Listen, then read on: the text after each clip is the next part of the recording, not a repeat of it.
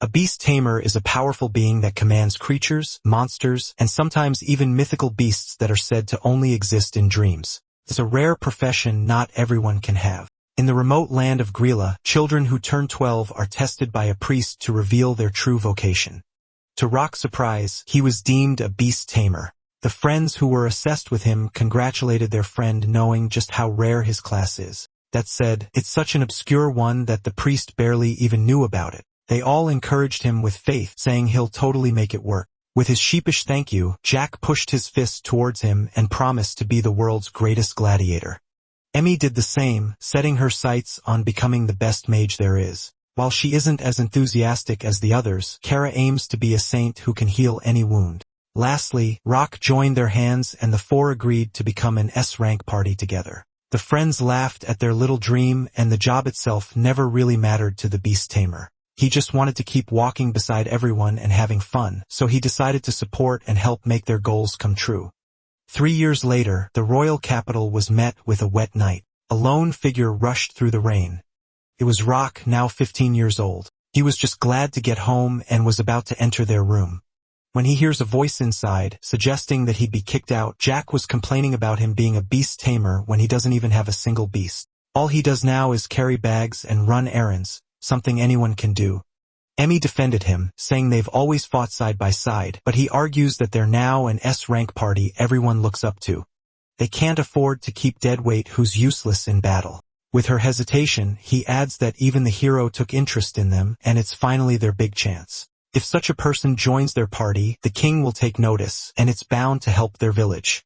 This is all true, but also painful, especially for their childhood friend who was listening outside. Tomorrow, they'll dive straight into the Inferno dungeon with the hero. After clearing it for sure, they'll be saying goodbye to the beast tamer. Emmy was about to protest again, but Jack suddenly placed his attention on Kara, who was bringing a dress to the dungeon. She's afraid of leaving it in the inn and getting stolen, so he just sighs in resignation. The meeting is then adjourned, and anyone who wants to talk to Rock is allowed to do so separately. Emmy rushed out the door and followed him, unwilling to end the conversation just like that. They failed to see their old friend by the corner. It's true that the tamer hasn't met a single holy beast yet.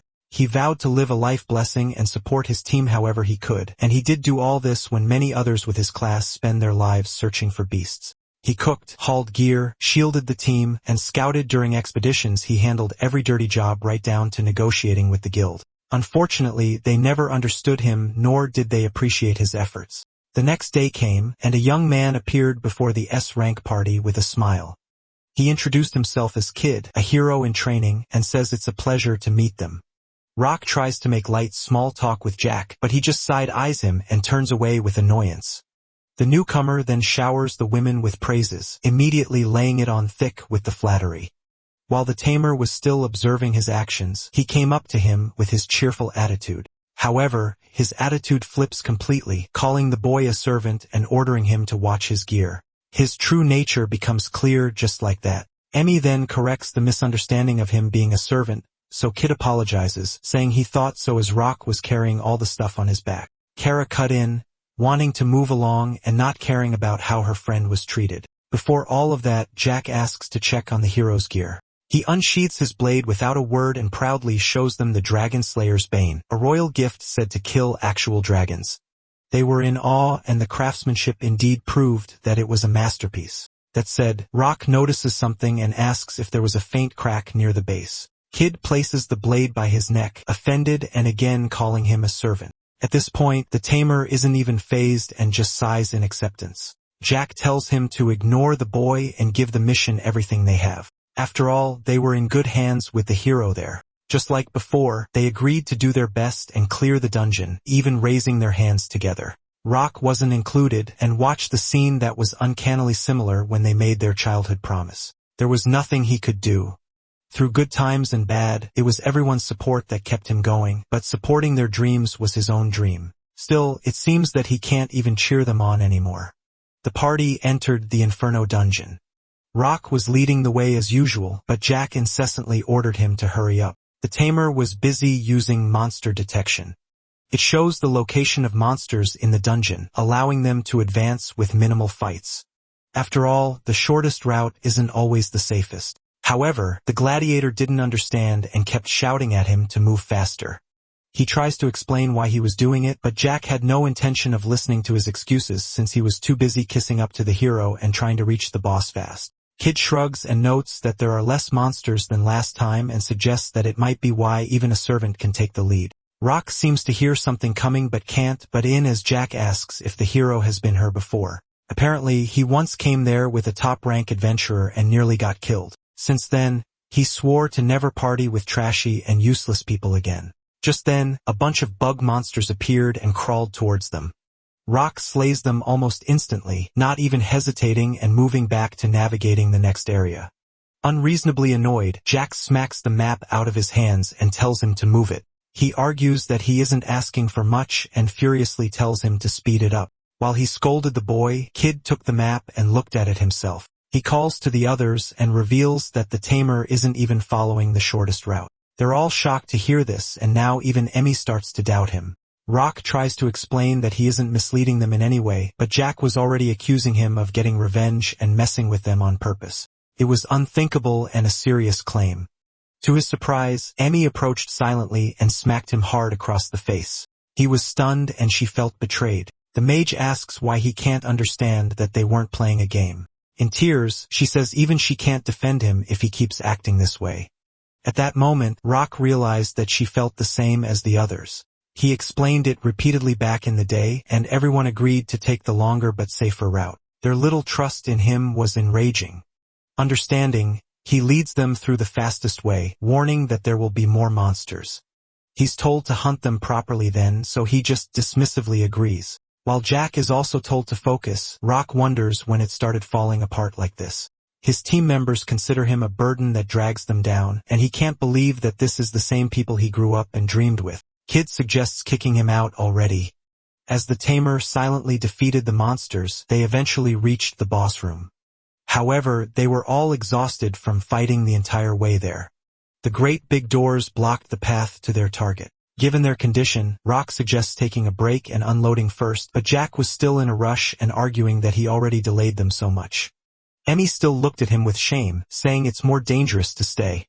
With the hero doubling down and calling him an idiot who can't read the room, the tamer drops the formalities and accepts it. His casual attitude infuriates the gladiator, who calls to the other members and says he's had enough. The mage was silent while the saint nodded in agreement. Saying he's been useless for such a long time now, Jack finally reveals that the tamer will be fired after they finish the dungeon. Instead, they'll be moving to the next level with Kid, just the four of them. Rock already expected this, of course, and readily accepts the decision they already made the night before.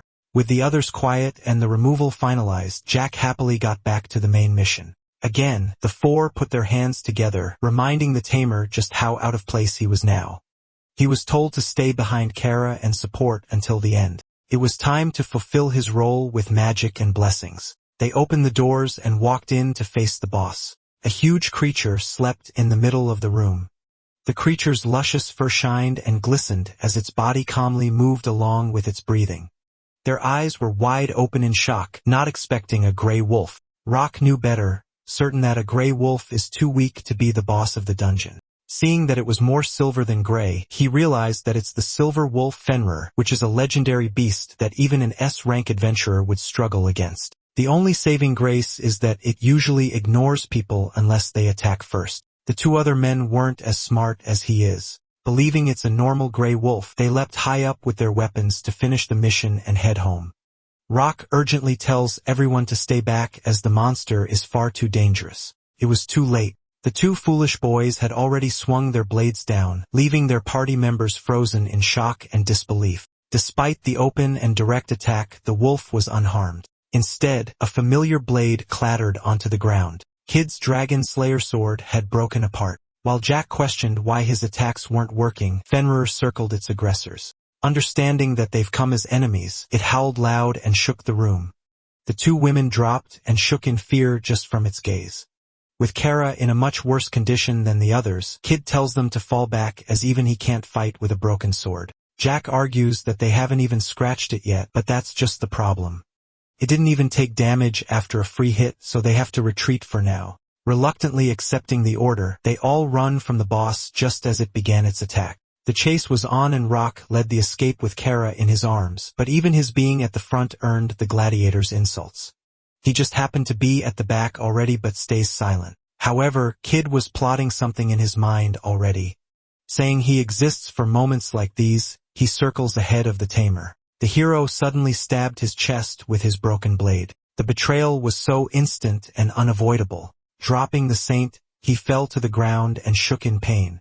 Not carrying a single bit, Kid takes a spare sword from the luggage and leaves everything else, saying it's a farewell gift for the afterlife. Then calling to Jack, he says that he's really a member of their party now. Rock froze in shock as his childhood friend affirmed it with a smile, as if already expecting the betrayal to happen. He watched the two men run, wondering why they would go so far. While the wolf snarled and continued its chase, he sees Emmy rushing past him, not even looking back as she apologized for leaving him behind. Although Kara was also abandoned, she was still well enough to stand up. Worrying just about the expensive dress in the luggage, she runs away too. Rock's vision was fading, and the last thing he was about to see was proof of how much his friends hated him. They figured that he was better off left to die. Years ago, they agreed to give it their all and become stronger together. They supposedly trusted him and asked for his support, even saying that the party only holds together because of him. Their betrayal dealt more pain than the hero's sword stabbing his chest. As he questioned what in the world happened, Fenrir approached and loomed over him from behind. While it opened its mouth, Rock chuckled as he still wanted to save his friends and can't bring himself to hate them. Fenrir growled as he watched the rotten humans who would sacrifice their own just to save their own lives. Taking their heartlessness into consideration, he opens his maw over the boy and says he'll at least send him off without pain. Just then, Rock turned to face the wolf as he heard it speak. He stops it for now, asking how it was speaking the human language. Even the beast backed up in surprise and confirmed that the boy can actually understand his words. They were in disbelief, but it must be because of his beast tamer skill. Now that they know what's happening, Fenrir moves around and wonders if the human still intends to fight. Rock insists that he has no such desire, but the wolf insists on playing a little as he's been stuck on the floor, bored out of his mind. That said, playing along would likely get him killed as he has no other choice but to be smart about it. He rummages through the luggage left behind and takes out Jack's spare chest plate. With a firm grip, he throws it over the wolf and into the distance. Fenrir instinctively moves to catch the armor with his mouth and plops it to the boy while questioning his intentions. Grabbing the saliva-covered plate off the floor, he silently tosses it again, but farther and in the other direction. The wolf even hops from side to side as it rushes to catch it. The moment he does, he feels an incredible sensation. His tail was wagging like a propeller as he fully but unknowingly enjoyed the game of fetch. It was great, and it's been ages since either of them had this much fun. Rock mentions how he talked about being stuck in the floor. Apparently, there's a barrier seal that's too strong, even for the legendary beast. As they talk about the situation, the wolf can't help but plop down in disappointment. Speaking hypothetically, the tamer asks if the beast would come with him. If he got him out of there, Fenrir looked at him silently for a few moments and said it's quite an amusing joke. The boy just about accepted the rejection when the wolf suddenly agreed to do so. It was a promise from a species that doesn't lie. Just then, something sparkled in Rock's mind. Saying the legendary beast looks like he wants to join the party, it asks for the tamer's permission.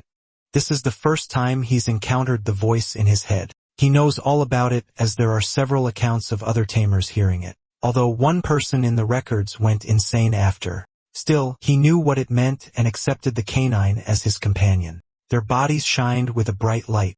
With Fenrir joining his party, the sanctuary of the holy beast and divine beast form are unlocked. As there's barely anything documented about beast tamers, Rock had no idea about the power and will just have to test things out to find out. The silver wolf was giddy as power and information flowed through his body. As they've already accepted each other, the human finally introduces himself to the new companion who seems quite interested in his name.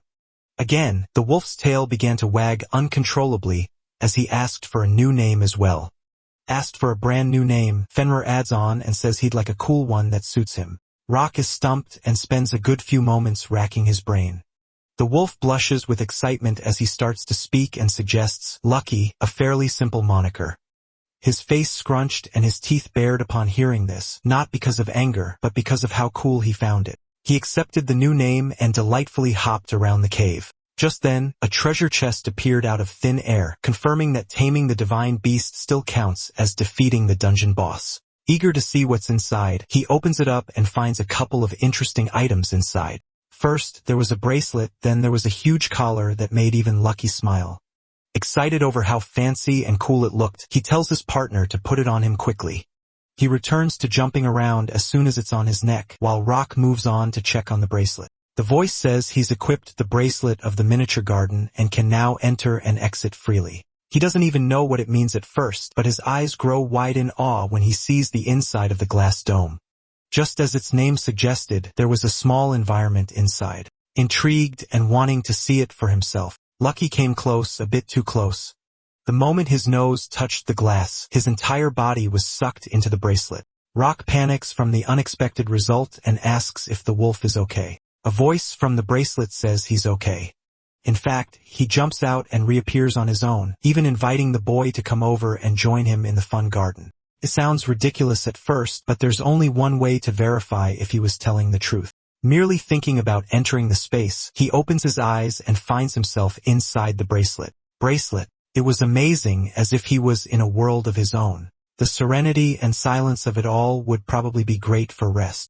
Truthfully said, it wasn't that big, but the temperature and climate are perfect and would be great as a warehouse. Among magic items, there are some that let the user store things in pocket dimensions, but none of them fits and holds familiars like this bracelet. Lucky interrupts his thoughts and asks about the boy's next plans. As his life as an S-rank adventurer ended just today, he says it might be fun to go around and search for other divine beasts like him. The thought of gathering allies makes the wolf's tail wag with delight. After all, there must be loads of others dying to get out like he does. It's a great goal and all, but they still need to get off the floor first. Exiting the garden, the two traveled through the dungeon with Rock on his back. Told not to fall off, he clings to Lucky's thick fur and thanks him for the ride. It's so much faster than walking, just as expected of a Fenrir. At this rate, they'll reach the stairs and find the barrier in no time. A bit farther out, Lucky is told to turn right up ahead. He questions why, when going straight would get them to the stairs faster. Told that the way forward is crawling with monsters and that he wants to avoid useless fights, the Fenrir praises Rock for being more capable than he looks. As soon as he turns as told, they find a bunch of chopped-up bug corpses on the ground. Intrigued, they immediately stop, much to the wolf's confusion. Hopping down, the boy notes the corpses. While most sell for a lot, some of them actually taste quite great. Lucky is delighted to hear this and immediately asks for a bite. Holding an enormous chunk in his hands, he says collect, and it immediately disappears with a bright shimmer of light. His familiar is amazed by his ability to collect things that way. Rock just had a feeling it might work and wants to try doing it while he's riding. To see if they can actually do it, he hops onto his familiar's back and urges him to give it a try. However, Lucky doesn't exactly have the hang of it. As his normal force blasts the piece apart, they're left shocked by the destruction, which just leads the wolf to sheepishly apologize. Trying again, he uses his toes gently to make sure things turn out differently. The tip of his claw lightly touches the carcass as he says collect, but the result isn't that different since it just gets cleaved instead of popped. He watches in horror while the pieces fell to the ground. At least, they know that Rock can collect them without any trouble. The wolf was sad, but he'll eventually get the hang of it. For now, they have to resume and get back to the main task, which is passing the gate that's locking the divine beast in. Lucky pushes against it. As he said, it's completely impenetrable and most certainly a powerful barrier. Already accepting it, the Fenrir says it's probably as far as they go as partners, adding that it was a fun, albeit short time together. Rock calms him down, arguing that it's a bit too early to give up. Told to get into the miniature garden, Lucky understands the idea and gets hyped up as it might actually work. He zooms into the bracelet as told, and now it was the moment of truth. There is no guarantee that they'll be able to get out safely, more so with how powerful the barrier is. Passing through won't be easy. At least, that's what he thinks until he straight up just walks past it. Right on the other side, he releases Lucky from the bracelet, and they cheered at the unexpectedly simple solution. The two got outside just as easily, with the Fenrir making the trip as fast as it could possibly be. Seeing the outside for the first time, he thanks the human. He still can't believe that he was there, but looks forward to working together nonetheless. Sharing his sentiments, Rock put his fist out just like he used to with his old friends. Lucky was about to answer with his paw, but remembers the carcasses exploding earlier and decides against it. Instead, he meets the fist with his snout, marking the start of something more than a partnership. For the first time, the beast tamer gained a divine beast as a companion. At the Adventurers Guild in the middle of the capital, people gathered and formed a crowd as the Fenrir naturally took everyone's attention. Rock figured that this would happen, but the guards suddenly rushed in, saying they have to protect the guild from the Grey Wolf. Lucky yawned while his companion tried to explain that he was a tamed beast, but the men weren't listening to him at all. Seeing their weapons at the ready, he wondered what he was going to do now. Just then, someone familiar walked out of the guild, drawn there by all the commotion. Rika, the receptionist, has come to see what the problem was. Ignoring the men who parted and blushed at the sight of her, she welcomes Rock back. She's confused at first, remembering how he's supposed to be in the Inferno dungeon, but is distracted by the ridiculously eye-catching wolf in front of her. Chuckling and saying it isn't that simple, the young man introduces his familiar, the Fenrir. She doubts her ears at first, thinking she just heard a legendary beast's name. Realizing that he was serious, she sincerely congratulates him for becoming a divine beast master. The guards and townspeople hear the receptionist, but can't believe it. The thought of someone taming the Fenrir was simply ridiculous. With all that said, he now has to register the familiar properly. So he's led back into the guild, while Lucky lies down and takes a nap in front of the building. He completes the registration in no time, and he thanks her for all the help. Just then, Rika asks where the rest of his party went, surprising him as it means that they haven't even returned yet. He shares how kids stabbed him in the chest and left him in the dungeon to die as bait. The news about him being stabbed shocks her, and she asks if he's okay. Fortunately, it wasn't fatal as the hero's sword was snapped in half before it hit him. Relieved to a degree, she says that the rumor about the young hero must be true after all. Back when he was still a rookie, he once entered a dungeon with an rank party. However, the only ones who came back out were Kid and another person. Apparently, he used his comrades as decoys to help him flee with his life. Recalling the events just earlier today, it definitely sounds like something he would do. Rika is still confused and doesn't know why he would target the tamer this time. He says it's because he's the most useless one in the party and just laughs it off. But the statement was completely irrational to the young receptionist. In fact, she'd confidently label him as the most capable one in the entire group. It doesn't sound believable, especially as he only does the things anyone else could do. It's probably why they kicked him out inside the dungeon. She fervently argues that that's no way for an S-rank adventurer to be thinking. Either way, the guild will be demoting his old party to be rank or even lower. Stunned, he insists that it's too harsh since they have plenty of personal achievements anyway. While that's true, acts of treachery are completely against the law of the guild. Besides, the others haven't even returned yet, proving even more how unskilled they are. Reminded that his old friends haven't even made it out of the dungeon yet, Rock remembers that they're still with Kid, who's capable of doing heinous things to save himself. He ran out as fast as possible, but Rika then called to him, saying they'll likely just insult him again, even if he rushes to their rescue. She may be right, but even then, he can't get their happy memories out of his head. So he'll just make sure to shove their gear back into their faces. Although she wasn't expecting that response, she understands and bows to bid him farewell, but can't get the sad expression off her face when he runs off. Outside the guild, a familiar voice called to the boy. He almost forgot, but Lucky was there, calmly lying down while the kids treated his body like a park. Rock asks if he'd join him back into the dungeon, but before that, the Fenrir says that the traitors will unmistakably betray him again and again. He knows this, of course. That's why this will be the last time he'll help them. Fortunately, the look on his face was one of determination and self-respect. Lucky had nothing more to say to someone who has already made up his mind. As such, he said goodbye to the children's tail still happily wagging and allowed his partner to hop onto his back. The two raced back to the dungeon as fast as possible. Back on the 5th floor of the ruins, Kid was scolding the party for not knowing the path back without a map. Jack shouts right back, arguing that he isn't any better than them. As Kara remembers Rock, who was always their guide, Emmy can't help but frown in sadness. The hero insults everyone, calling them slugs who aren't worthy to be called S-rankers. Jack argues that they rushed there from the 10th floor and are naturally exhausted. He tells the hero not to act so high and mighty when he can't even handle his own weapon. They're taking the shortest route back and weren't even wandering around, so why were they running into twice as many monsters? Even so, enemies in the dungeon normally should be weaker on the lower floors, but it actually felt like they were getting stronger and stronger. Although the path before them was now clear, it took a great deal of energy. They can only hope that the monsters get weaker from the next floor upward. For now, they recuperate and get ready. Asking if the spare sword was still working, the hero is told to hang in there for now and push through all at once when they reach the enemies. Kid is in no mood to listen to him and scolds him for using such an old blade. Just then, he grew pale in shock and asked if the gladiator sword was cursed or something. Jack shares that he picked it up in town and that it's never rusted nor chipped. Frozen in disbelief, the hero urgently demands to see the girl's staves as well. The expression on his face only gets worse as he takes a closer look at the two. It was unbelievable, and he can't accept that he actually teamed up with idiots like them. The gladiator questions what his insulting words mean, making it clear that they really have no idea about the truth. As such, Kid reveals that Rock has been flooding them with an insane amount of blessings. It's no wonder they reached S rank level just 3 years into their career. This is the first Jack has heard of such a thing, and he insists that they climb to the top with their own strength. The boy's spells boost resistance against impact, magic, and all sorts of things. He was constantly using a skill that channels the caster's mana directly onto his teammates.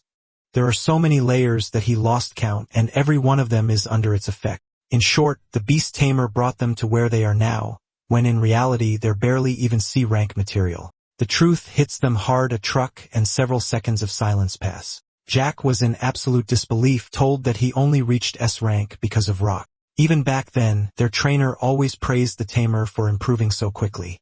In effect, the gladiator was compared endlessly and told to learn a thing or two from his peer. It was always like that. Before they started adventuring, the boy's shadow already clung to him.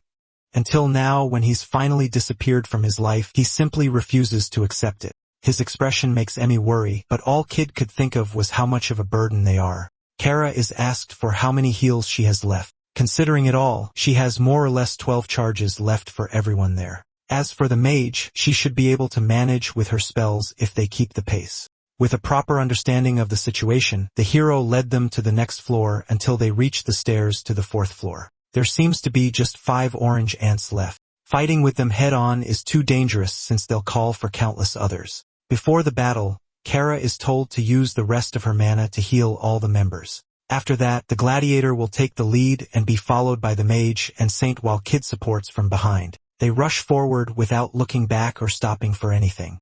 As soon as the ants see them, the hero suddenly slashed at the saint's back. She couldn't even register what happened, but he was already smiling like before.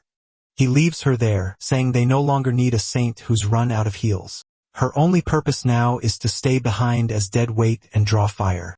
Looking forward, she sees everyone running forward, not even looking at her. Her weak hand reached towards them, begging not to be left behind. However, it was too late and the swarm was already behind her. Feeling their presence, she turns and sees them rush at her body. At the 4th floor, the battle continued, and Jack questions why Kid attacked Kara. He argues that sacrifices are inevitable if they want to survive. Besides, they were in a dungeon and no one was going to find out. In other words, they're all accomplices who'd need to surrender themselves if they want to speak up. The chilling reality of his plan hits them. Even back then, they abandoned Rock when they could have saved him. That makes them just as guilty as the one who thrust the blade. Still, he didn't expect them to be so weak and useless given their rank. Jack retaliates, arguing that he's just as weak as they are, and sends an ant crashing into the wall. He was already exhausted. Despite being on the 4th floor, the monsters were still too strong. Blue ants shouldn't be like this, as they were too weak to even be considered an enemy before. He remembers the words they were told earlier about receiving so many buffs from Rock that it can't even be counted. This serves to infuriate him even more, but he doesn't have the time with enemies coming from behind. When he was about to be done in, the Beast Tamer appeared with Lucky tearing the monsters apart. They're all baffled by the unexpected appearance of the boy they left to die. They stared at him, looking completely well as he rode the divine beast. He says he crawled back from hell, putting the 2 men on guard. Just then, the Fenrir suggests taking them out as no one will know anyway. Kid was just about ready for a fight when Emmy called out and begged her old friend to save Kara, who was still stuck on the 5th floor. He immediately gets an idea of what the hero did. As always, he smiles and says that there was no other way to survive. Rock curses them all, unable to believe that trash like them were heroes and childhood friends. With a smug smile, Lucky emphasizes how they don't have any remorse. He has no choice but to accept it, but still wants to save the saint and asks for his familiar's help. The wolf could only sigh at his unconditional kindness and tries to remember Kara, whose stinky dress was covered in perfume. Although he isn't a fan, he listens to his partner and speeds away, leaving the adventurers behind. While the two men glared with anger, Amy just stared with a face full of regret. The partners reached the 5th floor in no time and immediately proceed to hack at the swarm of ants. One slash from the Fenrir decimated entire droves, but there were still countless more waiting to attack. It seemed unending as they've all come out of the nest after smelling their prey. There were so many that some even managed to start crawling over the Fenrir's body. Still, Rock dashed in with a grin, heading forward to rescue his partner. With Lucky there, he wasn't afraid of losing at all. Rock and Lucky managed to defeat the army of ant monsters. The divine beast suggests that they make one good team. Rock agrees, saying that this is the first time that he has been compatible with anyone. Their moves complement each other, which makes their battle a breeze. After ensuring that they have defeated all the minor monsters, they go ahead and look for Kara's location. After searching for her, they find her badly injured body on the ground and unmoving. Rock feels bad for his friend, remembering some of their moments together.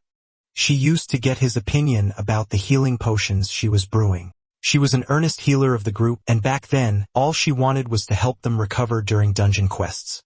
He picks her up and makes her drink the healing potion he made. He managed to make one because of her, and now he hopes it can save her. He tightly hugs her and prays that she somehow survives. He thanks her for everything she did for him. Suddenly, she starts to cough and slowly regains her consciousness. He gives her a smack on the face to fully wake her up. Once she is fully awake, she gets confused that Rock is with her. Thinking that he died, she thinks that she is already in heaven. She immediately apologizes to him for leaving him behind when he needed them the most. She did something unforgivable to a friend, full of kindness. He tells her that it is all okay now. However, they still have a problem even in the afterlife. He shows her Lucky and pretends that he is already dead, and they have to take down the divine beast of the underworld, Fenrir, to reach the next realm.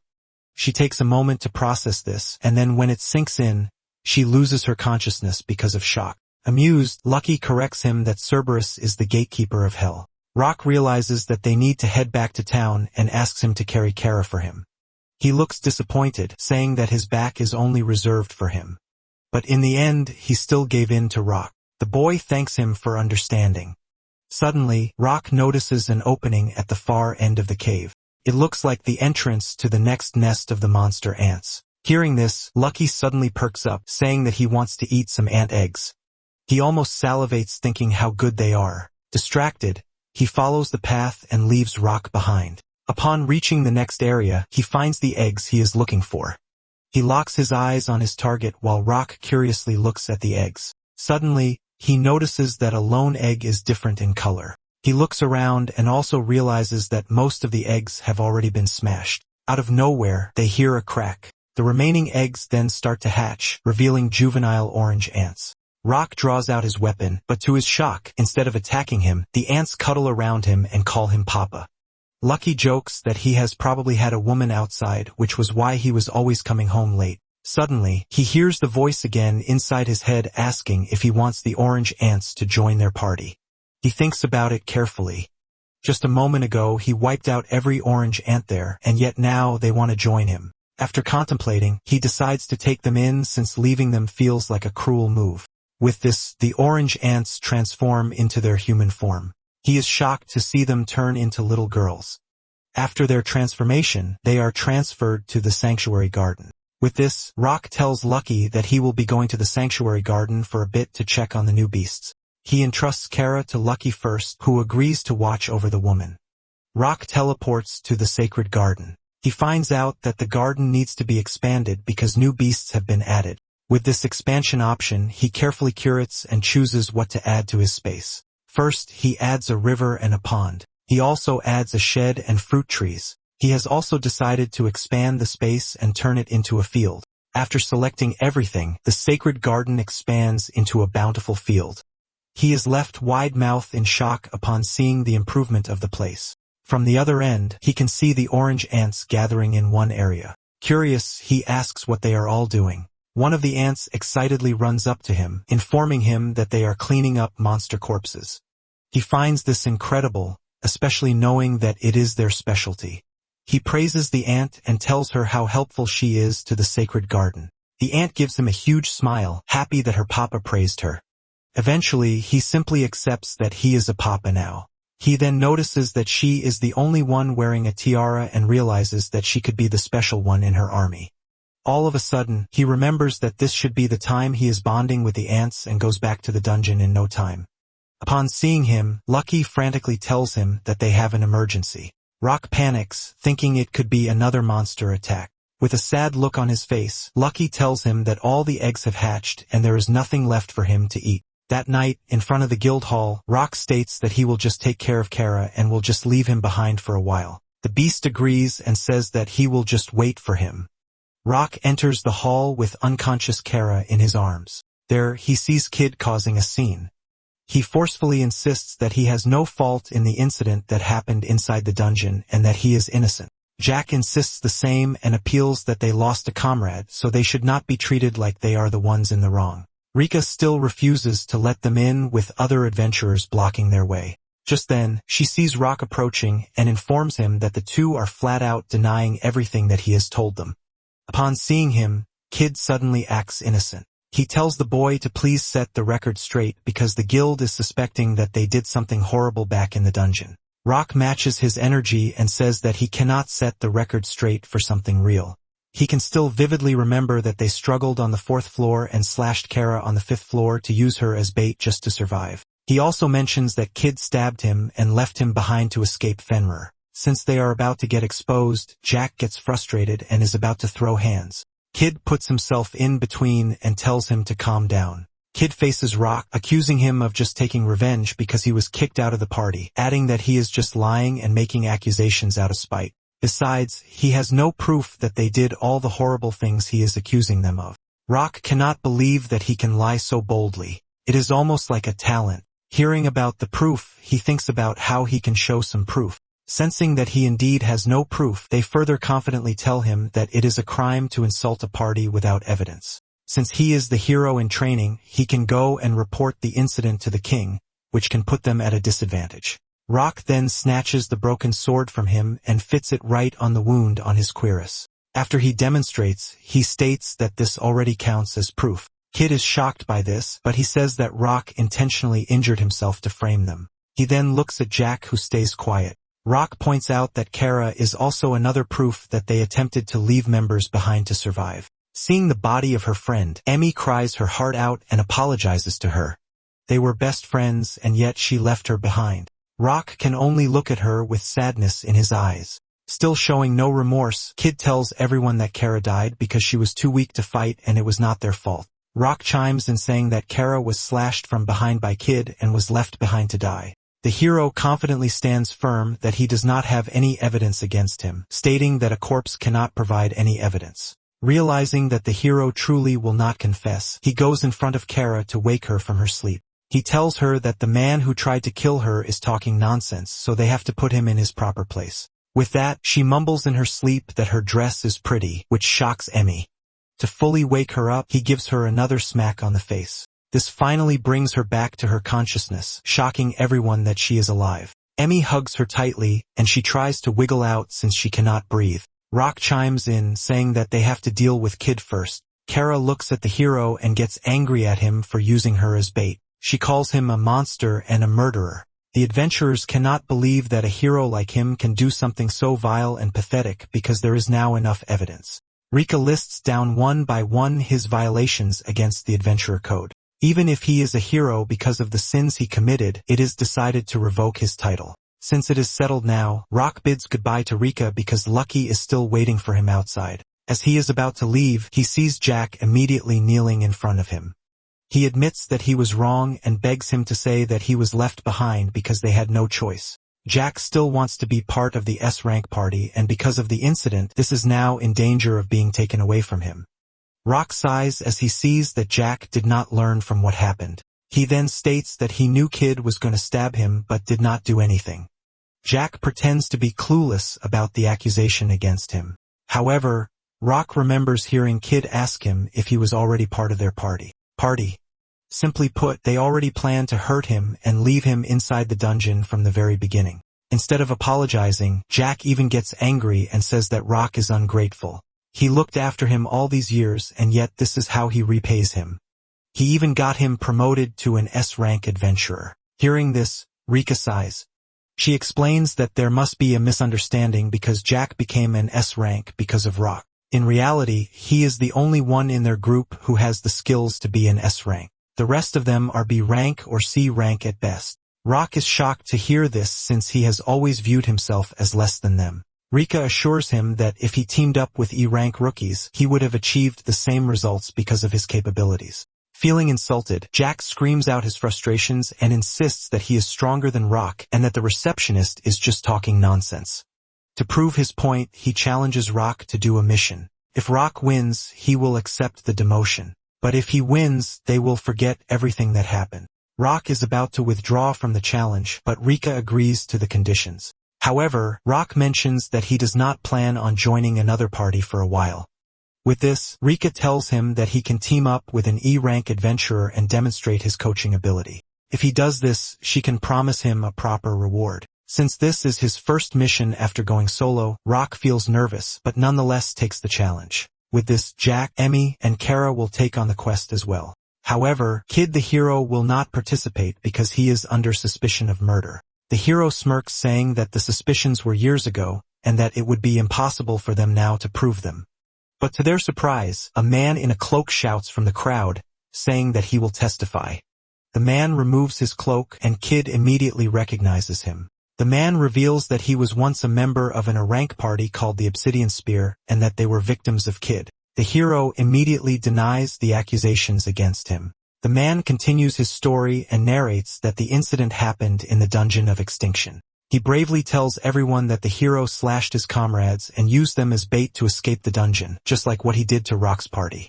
He tried to save his friends, but it was already too late. Still grieving, he went back to the city and told everyone what happened, but no one believed him.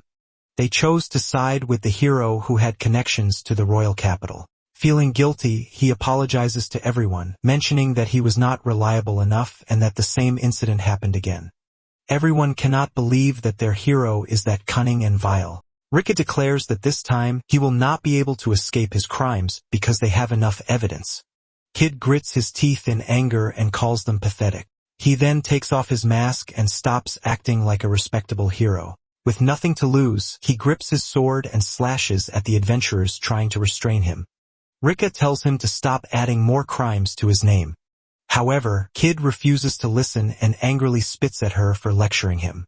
He resists being caught by the guild. To escape, he grabs Emmy and makes her his hostage. Rock tries to convince him that he can still turn back if he surrenders now. Instead of calming down, this triggers the hero even more, silently cursing the guild and everyone around him for his misfortunes. He orders them to move out of his way and let him escape if they want her alive. As they carefully move aside, Kid makes his escape while still holding Emmy close. He then bolts away. Worried, Rock immediately goes after them, and to everyone's surprise, Kid and Emmy are both on the ground. Lucky has intercepted Kid's escape plan. The hero is beaten on the ground, and the divine beast is proud of his work. Rock thanks him for saving Emmy and for successfully apprehending Kid. The guards finally have Kid restrained while Rock and the others watch him get dragged to his cell. Rock looks at his divine beast and thanks him again for the help. He then shifts his attention to his former party and returns their gear and belongings to them. Emmy steps forward and humbly bows her head before him, apologizing for betraying him. He assures her that he is okay now when Jack chimes in and tells him that he can go back to their party and just forget about the duel. He believes that this would settle things, but Rock just sighs at his statement. Seeing that he has almost no remorse, he replies that he has no intention of ever teaming up with them again. Jack feels insulted and grits his teeth in anger. Kara then walks up to Rock and declares that since they were both betrayed, they will form a party together. However, he reminds her that she betrayed him too and thus he will not form a group with someone like her. Because of this, she blames Jack for ruining their party by bringing the hero in without asking them. Jack, on the other hand, points out that she was the one who said that Rock was already useless. The two continue to argue while Rock listens to them. Emmy then tells them to stop fighting and acknowledge that they treated their friend badly by not believing in him and worse, betraying him in the end just to survive. Realizing that she is right, the two stop and remain silent. Trying to reflect on what they did, Rika interjects and discusses the mission with them and the request that they need to complete. She explains that the difficulty ranges from C rank to B rank. Hearing this, Jack immediately feels confident that they can finish the quest since they are C rankers. Meanwhile, Rock is engrossed in reading the instructions and discovers that Jack and the others need to retrieve complex and rare materials like Oringo eggs, green frogs, and rainbow butterflies within a week. Rock asks him if he is really alright with the mission. Jack dismisses his concern, insisting that he can do anything to prove the gap in their power. While holding the leaflet in his hand, Jack suddenly stops in his tracks and asks Rika about the quest. The receptionist only smiles at him, asking if he feels like backing out after reading the mission details. Jack feels a chill run down his spine. He realizes something grim, and that is the guild is giving them a warning. He cannot handle green frogs. Emmy is terrified of monster insects, and Kara cannot stand orangos. The guild is not lenient toward those who violate rules, and they are testing his party now. Wanting to save face, Jack accepts the mission even though he knows this will be difficult for them. After sending Jack's party off, Rika is now ready to introduce Rock to the E-rank adventurer to complete his quest. Since it may take a while, he tells Lucky to relax and wait in the garden first. While walking to where the E-ranker is staying, Rika asks Rock what he hates the most when it comes to party members. He instantly answers that he can't stand being betrayed, and members who refuse to follow orders can only bring problems. He suddenly realizes that Rika is the one deciding about the missions and asks her if she will be okay after the fiasco. She gives him a reassuring smile and reveals that she is the assistant vice chief. She actually has the authority and not just the pretty face at the reception desk. With this, he remembers that she was the one who checked on him 3 years ago. He wonders how old she must be if she holds that much power in the guild, but did not dare to ask the question. Nervous, he tells her that he is just thinking about the E-rank adventurer he will be with. She informs him that the person is in a bit of a unique situation, but she does not think that she will ever betray him. She informs him that she is a bit paranoid, but not a bad person. She aims to introduce them at the training grounds and proceeds to the underground area of the guild. This is kind of new to him, and he is stunned when the door to the training ground opens. Rika introduces him to Shannon the elf. He finds it confusing for an elf to be an E-rank adventurer. He then sees that she is wearing a slave collar. Rika confirms this and mentions that due to certain circumstances, she is a slave adventurer under the guild's care. She further explains that all Shannon's past 5 masters have died mysterious deaths. 2 died of natural causes. 1 was poisoned, 1 fell from a cliff, and another was killed by a monster. She was eventually sent to the guild because her last master had debts to them. Rock also finds the accidents odd, and they seem like more than just bad luck for them to happen so many times.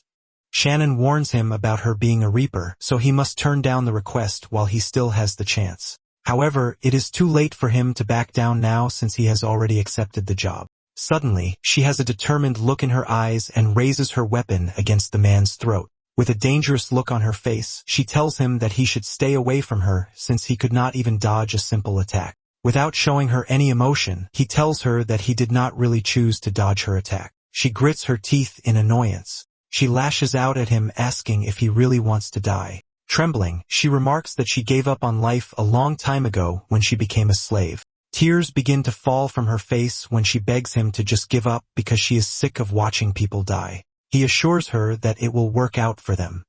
He grabs one of the wooden swords and tells her that he is the kind of person who likes to help someone kind like her. She lashes at him once again, but he does not budge.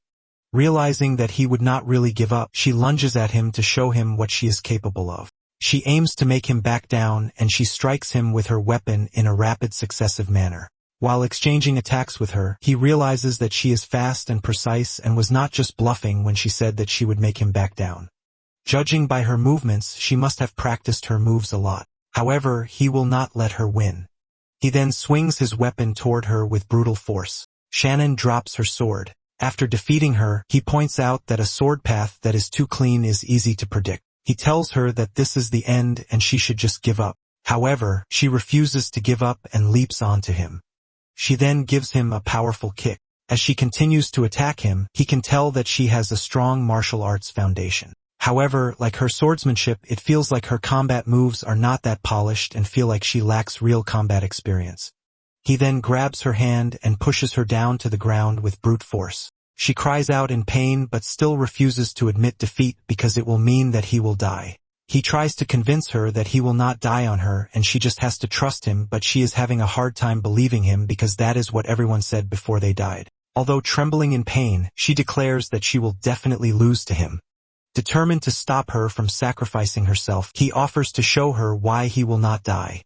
He then summons Lucky and the great Fenrir shows itself in the training ground. He howls to show everyone how formidable he is. Lucky manages to intimidate even a flying bird nearby. Shannon finds it super impressive that Rock has the divine beast Fenrir as his familiar. Shannon remembers her past. In her memory, she is happy with her little brother Seth, who is 5 years younger than her. They were raised and born in the elven village. She thought that life would always stay the same. However, one day it all changed when Seth went missing. Her parents set out toward the forest to look for him and told her to stay at home. However, she could not stay still and went to the forest as well to look for her brother. She continued to go deeper into the forest and eventually reached the wizard's mansion. The forest where they had always played was called the Forest of Affection, where elves and humans once pledged friendship.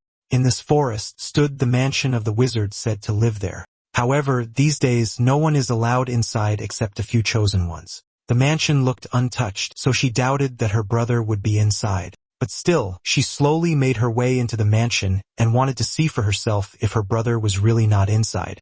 She opened the door and was greeted by the grim interior of the mansion.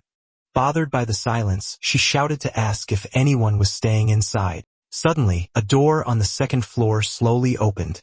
She walked upstairs to check if it was her brother. When she entered the room, she saw her younger brother lying on a table unconscious. She immediately ran toward him and checked on him. Upon seeing that he was still breathing, she decided to take him home that instant to tend to him. Just then, she felt a presence looking down at her. When she looked up, she saw a dark spirit staring intensely at her. She carried her brother and ran toward the door, but was shocked to find that it was locked. As the dark spirit started to loom over them, she begged that her brother be saved instead. The dark spirit then possessed her. She felt a tight grip on her chest and lost consciousness. When she came to, she was surprised to be back at home. Seth was somehow safely back as well, and this put her at ease. But after that day, strange things began to happen. She noticed that the creatures staying around her started to die. The ones that died kept getting bigger and bigger each time until one day, their family horse also died. She tried to tell her parents what was happening, but they did not take her seriously.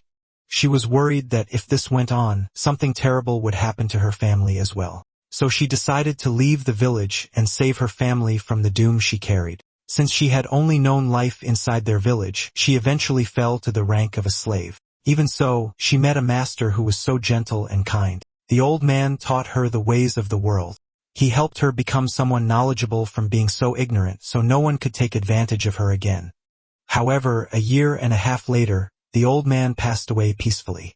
Deep down, she knew she was the cause, but she did not want to believe it. Then her second master died of illness after 3 months. The third master fell to his death from a cliff within a week.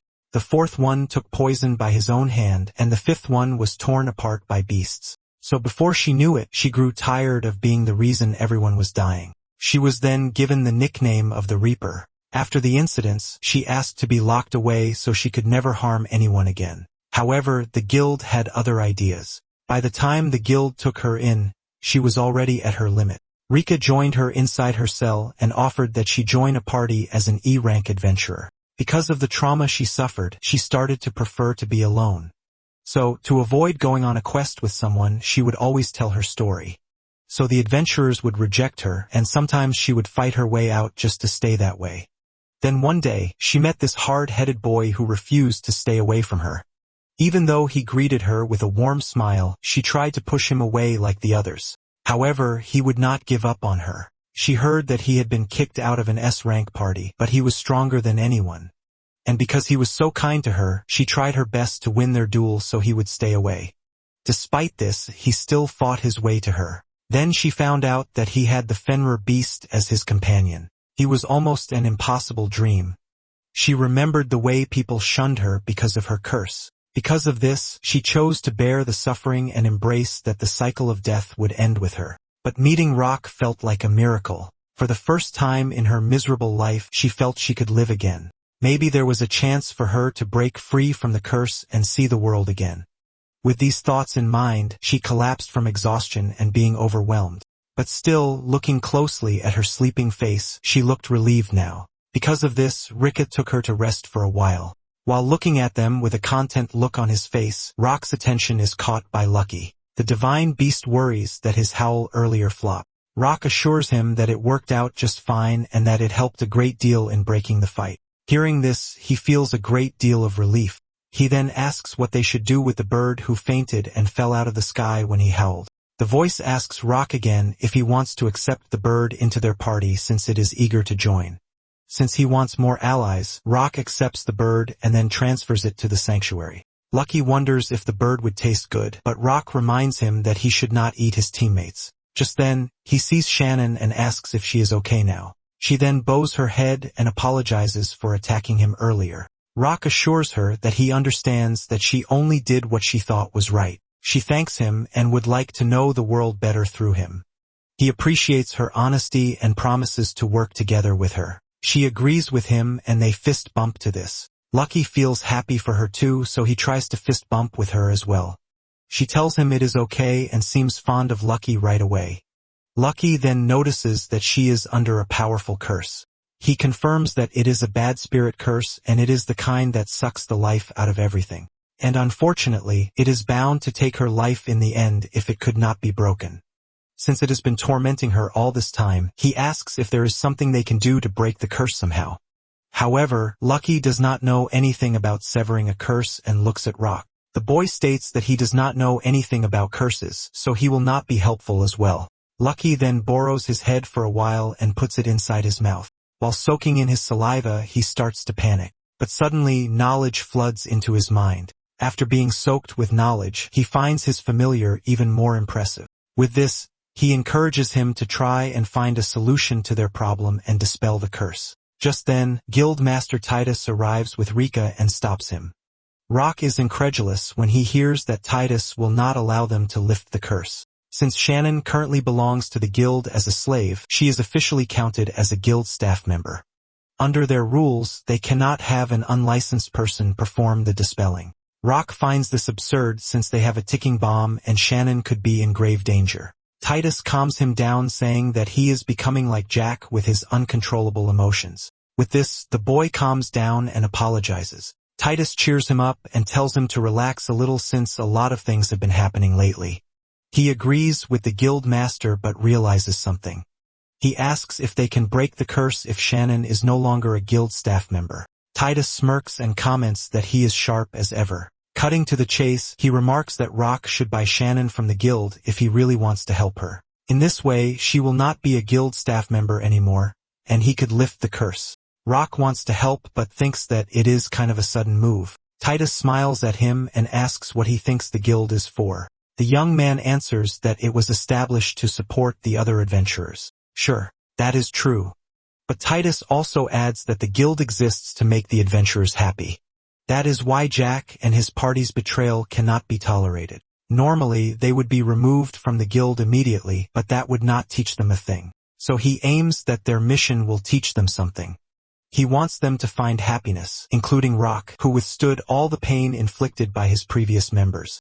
He then looks at Shannon and remarks that she has been through a lot as well, and yet she can still care for other people. In many ways, the two of them are alike. They know what hardship and sacrifice are, and this only shows that they would make great partners for this quest. Rock is shocked to hear all of these. He thought no one really understood him, but it turns out that someone out there was really watching him. He then shifts his attention to Shannon and asks her what she wants. Unsure of herself, she declines to answer initially since she is just a slave. However, if given a choice, she would really like to go with Rock. With this, Rock decides to take her as well. He then asks how much he should pay for her, but Rika explains that it must be a coincidence since the mission's reward would be enough as payment. Rock scratches his face because it was too much of a coincidence. With the payment settled, Rock then starts to undo the curse placed on her by the dark spirit. As he recites the dispelling mantra, the dark spirit is slowly lifted away from Shannon's shadows. However, it tries to transfer itself to Rock and swallow him whole. Struggling, he pushes himself some more until a blinding light from his palms eventually defeats the dark spirit, which slowly disintegrates into the thin air. He falls to the ground in exhaustion while Lucky praises him for dispelling the curse. Rock also thanks him for guiding him and lifting up the curse. Titus also remarks that for a first time, he was incredible in breaking the archdemon's curse. Curious about it, the young man asks about the nature of the curse. Although not really an expert about it, Titus explains that there have been similar cases before. From what he knows, it is caused by summoning the demons who once ruled the world. Rock would have hoped that he was briefed about it being a demon's curse earlier, but nonetheless, he is just happy that they are past the danger. Shannon thanks him for lifting up her curse. Rock gives her a reassuring smile, and Lucky is also glad that everything has worked out. With this, Titus encourages them to start the quest and gather up the materials before Jack's team could outshine them.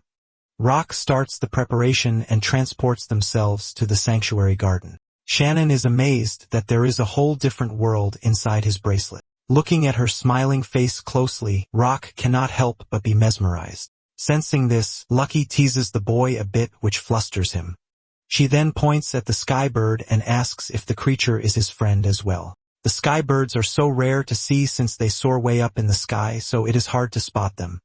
She is impressed that he contain rare and powerful beasts like the Fenrir. While the two are still talking, Lucky suddenly feels hunger and asks Rock that they eat. Since his familiar mentions it, Rock has also realized that he is starving.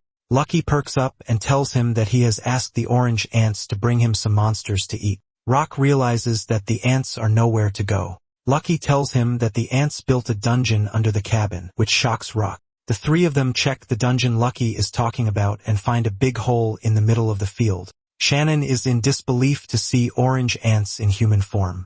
She is also shocked that they are calling Rock Peppa. Lucky teases him for it, and the young man frantically explains to Shannon that he just happened to be there when the baby was born. Thinking that it must be one of his dark secrets, she promises that she will keep the secret. Lucky smirks at him, which adds to his embarrassment. The master and the familiar keep giving each other side glances and tease each other non-stop, making Shannon curious what they are talking about.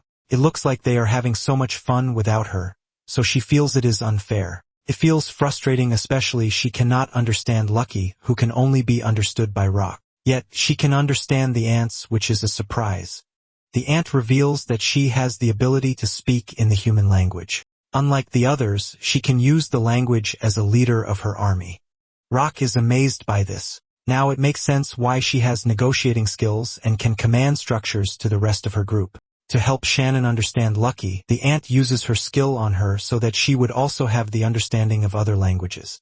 After this, Lucky tries to talk to her and impressively manages to understand the divine beast. Rock is impressed as well since it turns out there are many things he does not know yet. The elf thanks her for giving her a special skill and the two immediately bond. Rock then suddenly remembers that he has not given the ants names yet and decides to name her Patra. The ant jumps up and down in gleeson she has finally a name. She requests that he gives the others names as well, which he agrees. However, they all look the same to him, so he quite struggles to come up with names. With this, he decides to name them Orange A to Orange E. They all look offended at first, but then celebrate that they have all names that they can use. Looking at them so giddy, he decides to give them different names later once their unique personality shine. He then asks Patra about the underground dungeon they built. Later, Patra is giving him a tour of the ants' dungeon. She shows him the cold storage where they keep the meat and the drying room where they let the hides dry. She also shows him where they keep all the magic stones they found while digging. He is amazed by how intricate the dungeon is given it was built in such a short time. He praises Patra and her ants for a job well done. He was surprised at first when he heard about the dungeon, but it turned out to be just a nest for Patra and the others. Since they have got meat, they can eat to their heart's content. However, Rock finds himself later in the market. He realizes he has totally forgot about the cooking utensils, and since they are short on time, he can just cook fried chicken. It is quite easy dish since all you have to do is dip the chicken in the batter and fry it. It goes well with cabbage. Thus, he buys the vegetable. However, the vendor tells him that they have not had any lately. He is bummed a bit because he was looking forward to complete the dish for everyone to taste. Just then, someone asks him if he can afford to play around. When he whips back his head, he sees Jack and his crew. The man smirks at him. Jack reiterates that if he begs, he will let him in the party again. Shannon immediately goes into defensive mode and protects Rock. Confused, Jack asks who she is. Rock sighs and tells Shannon to just ignore the man. He then mentions to Jack that they are not affiliated anymore, so he should stop bothering him. Frustrated, he tries to attack Shannon instead. Fortunately, Rock is fast enough to block his fist. Angered, Rock tells him to behave and watch what he is doing. Gritting his teeth, Jack remarks that the guild probably paired him with the elf to work against him. But looking at her, he realizes that he has nothing to be scared of. She really looks like a trashy ranker. He further mocks Rock, saying that he can never use his full potential. This angers Shannon, insisting that Rock is not weak and someone they can just toss around. Jack smirks at her, remarking that she should know her place. Kara steps in and asks if the elf is his new partner. He confirms and introduces Shannon to everyone as an E-rank elven adventurer. Kara scrutinizes her look and tells her that her outfit is tacky. She adds that if she is going to be Rock's partner, she should put a lot more effort into her appearance. Rock remarks that she should mind her own business and that appearance is not a big deal for being an adventurer. Annoyed, Kara states that she never thought that he would settle for a mere low-ranked adventurer as his partner. Emmy then interrupts and apologizes to Shannon for her crew's rude manners toward her. She then bows her head to Rock, showing once again her remorse for what happened. She considers quitting. She wants one last match against him to know where she stands. In this way, she could decide what she is going to do from here on out. Jack then calls out his team, saying that they should go, and warns Rock that he should do his best or he will defeat him. After watching them go, Shannon tells Rock that they should go as well. He assures her that they will definitely win since he now has a stronger reason to fight. So for now, they need to head back and have dinner first. Lucky accidentally makes a mess while making cornmeal. Rock forbids him from playing with food, but Lucky clarifies that he was not playing but merely helping him prepare their meal. He tries once again but miserably fails. The others cannot help but laugh at his silliness. After a while, their food is done cooking. Rock prepares his special extra crispy fried chicken. Everyone starts to dig in, and one bite from the chicken feels like they are in heaven. The dish is so delicious and the chicken is crispy outside and soft inside. He tells Shannon to be careful while eating since it is still hot. She agrees with him but continues to devour her food since it is really tasty. The others continue to eat as well until they are full. After their dinner, Rock discusses the plans for their quest. He informs everyone that their destination is the Verdun dungeon. The dungeon is 2 to 3 days away by carriage, and the quest would normally take about a week. The terrain is full of marshes and forests that are hard to navigate. But if they go in a straight line, they can make the travel less than half a day. Based on Jack's luggage and the direction their carriage went, he could predict that they're going to take the standard route. They will likely get caught in trouble in the forest unless they have some kind of trick up their sleeve. He doubts that they will take the same shortcut, so they will likely win. Shannon finally understands now why he was so confident to win. Now that they were able to recuperate, they should start their exploration. Later, they ride Lucky going deep into the forest. Shannon apologizes to him for giving her a ride too. The beast assures her that he is fine with it. Rock smiles since no monsters are attacking them because of their fear of the Fenrir. Just then, they hear someone shouting for help on the other part of the forest. They guess that someone might be getting attacked by monsters. With this, Rock asks Lucky to head back a bit to check on who must be crying in the middle of the forest. However, to their dismay, they find a gargoyle weeping loudly alone.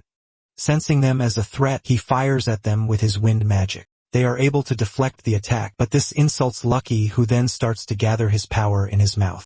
Rock finds this impressive, but stops him immediately, realizing that he is gathering an insane amount of power. In addition to this, the royal capital is in the direction of his attack, and this could hurt the city. Sweating bullets, Lucky confesses that he cannot stop the strike anymore. He unleashes the power, and Rock immediately places himself between the ball of energy and the city's direction. He then casts a spell to at least minimize the effect of the power. The attack is too strong that he struggles to prevent it from going further. Even though injured, he pushes through it and manages to split the attack in two, making it less destructive. Breathing heavily, Rock manages to save everyone, while Lucky tries to dissociate himself from the situation. Shannon runs up to him and asks if he is okay. He assures her that he is fine and is also glad to see that both of his companions are okay. Suddenly, she sees his hands bleeding. He downplays his injury, saying that a simple healing potion can fix it right away. He then retrieves a healing potion from his garden and drinks it up, healing his wounds in an instant. Shannon lights up, impressed by how incredible the potion is. Crying, Lucky apologizes to his master for messing up again. Instead of berating the beast, he thanks him for protecting them, pointing out that the beast only did it to save them from a monster's threat. However, he tells him that since he has naturally strong mana, he has to learn to control it so it will not cause another trouble. The divine beast sniffs, touched by how kind-hearted his master is. Unable to contain the feelings, he howls in happiness. Now, Rock shifts his attention to the gargoyle, who then panics. The monster moves back and calls him a monster. Rock is in disbelief since it is clear that this isn't the case. He then asks why the creature was crying out there. The gargoyle shares that he was just so sad after being fired from the demon's army. He was apparently made from leftover materials. Because of this, his mana is too low, so he was made to be the cleaner of the Dark Castle for 100 years. However, the army brass changed and they decided that they no longer need a monster who could only clean. He was wandering throughout the forest without a clue on what he should do next with his life. He eventually reached a village, but the villagers drove him out. He had done nothing but clean the castle, so that was the first time he ever met humans. He felt so miserable after the encounter, and it made him realize how incomplete he was as a monster. Tears fall down his face again, asking why he was even born. Rock comments that gargoyles are the elite of the demon army, and it would take a massive amount of mana just to create one. It is hard for him to believe that they would make one carelessly with leftovers. He then asks what the monster would like to do with his life now. Still confused, the gargoyle is still undecided. He then starts to cry again, overwhelmed with confusing emotions. Pitying him, Rock asks if he wants to join their exploration. The gargoyle is stunned by the offer. He is nothing but a weak monster who can only clean, and yet he wants him in his team. Rock replies that he surely has a unique ability after cleaning for 100 years. Besides, it is an impressive feat. The creature finally cheers up and thanks him for giving him a new purpose in life. With this, the garden's voice asks him again if he wants to add the sealed gargoyle to his party. Hearing this, Rock realizes that his power must be sealed. When asked about it, the creature reveals that he was made by the Demon King 2 generations ago. Although there is a mystery to him, Rock has officially accepted the gargoyle into his party and gives him the nickname of Gargoyle. He is then transferred to the Sanctuary Garden. Rock then receives a message that the garden can now be expanded due to the increase of divine beasts. He carefully picks elements to add to his garden and chooses to expand the cabin this time. After the expansion has been completed, they continue their journey. Rock notices that there is a village nearby and sees that there are growing cabbages in the area. He picks one up, amazed that cabbages can grow in a wild place like that. Seeing Lucky taking a rest, he decides that they call it a night and recuperate to continue their journey later on. The next morning, the group continues to trudge through the forest. According to the gargoyle, the village is up close and so they follow the path. Eventually, they reach a village. Rock tries to wake up the village guard to no avail. Shannon tries as well, but the old man just mumbles in his sleep. When he opens his eyes, he can't believe how beautiful Shannon is and believes that his time has come and he is seeing an angel. Afraid to die with regret, he puckers his lips and tries to kiss her, but Lucky smacks him instead, pinning him to the ground. Seeing Rock, he accuses him of being a bandit. He corrects the old man, saying that they are adventurers and stumbled upon their village on their way to the dungeon. Hearing that they are adventurers, he feels relief since the village is having a problem. Rock looks around and observes. A lot of people look emaciated and are dealing with a famine. The village chief then welcomes them and Rock introduces his team to him. The chief looks at the village guard and teases him about being awake in his job this time. He managed to get adventurers right when they needed them the most. The guard scoffs and tells him that he even managed to chase off a gargoyle that posed as a threat to their village. The chief laughs at him, not believing that he managed to drive a powerful monster by himself. The two engage in a banter and so Rock has to interrupt and ask what the village's problem is. The chief immediately apologizes and clears his throat before explaining. It all started about 6 months ago. The goblins have started appearing in their green garden marsh. The goblins then raided their village and stole what little food they had left. The men of the village tried to drive them off, but they were completely beaten. With no other choice, the chief asks for their help to save their village from being further ruined. Rock contemplates the problem. The goblins are smarter than other monsters, and this fact would be challenging for them. The chief further adds that they initially petitioned the kingdom and the guild to help them with their problem, but since they couldn't pay a proper fee, no adventurers accepted the job. Rock weighs the situation. He wants to help, but he cannot continue making a living with just charity alone. Besides, the same thing would happen again if they were not equipped to be self-sufficient. Eventually, he decides to take the mission and asks them for a map of the area. Learning where the goblins are dwelling, he gauges that he can handle the problem. In exchange for this, he asks for cabbages as payment from the field they saw earlier. The villagers agree and are glad that their problem is solved now. However, he points out that for them not to repeat the same cycle, he will help in developing the village. As a reward, he will take 20% of the village's future revenue. The chief is hesitant since that is not the amount that he can decide on his own. Rock thinks for a moment and proposes that they help with the quest they are currently dealing with, and he could cut the amount to 10%. The chief is a bit apprehensive but discusses it with the rest of the villagers, especially since they would be the ones to do the labor. Rock promises that he will help them secure food in the future to help them thrive. Sensing their hesitation, he deems that the main problem stems from the isolation of the village from the other bigger towns. Additionally, their fields are not maintained properly. So they are having a problem with trading their products and connecting with other towns for help.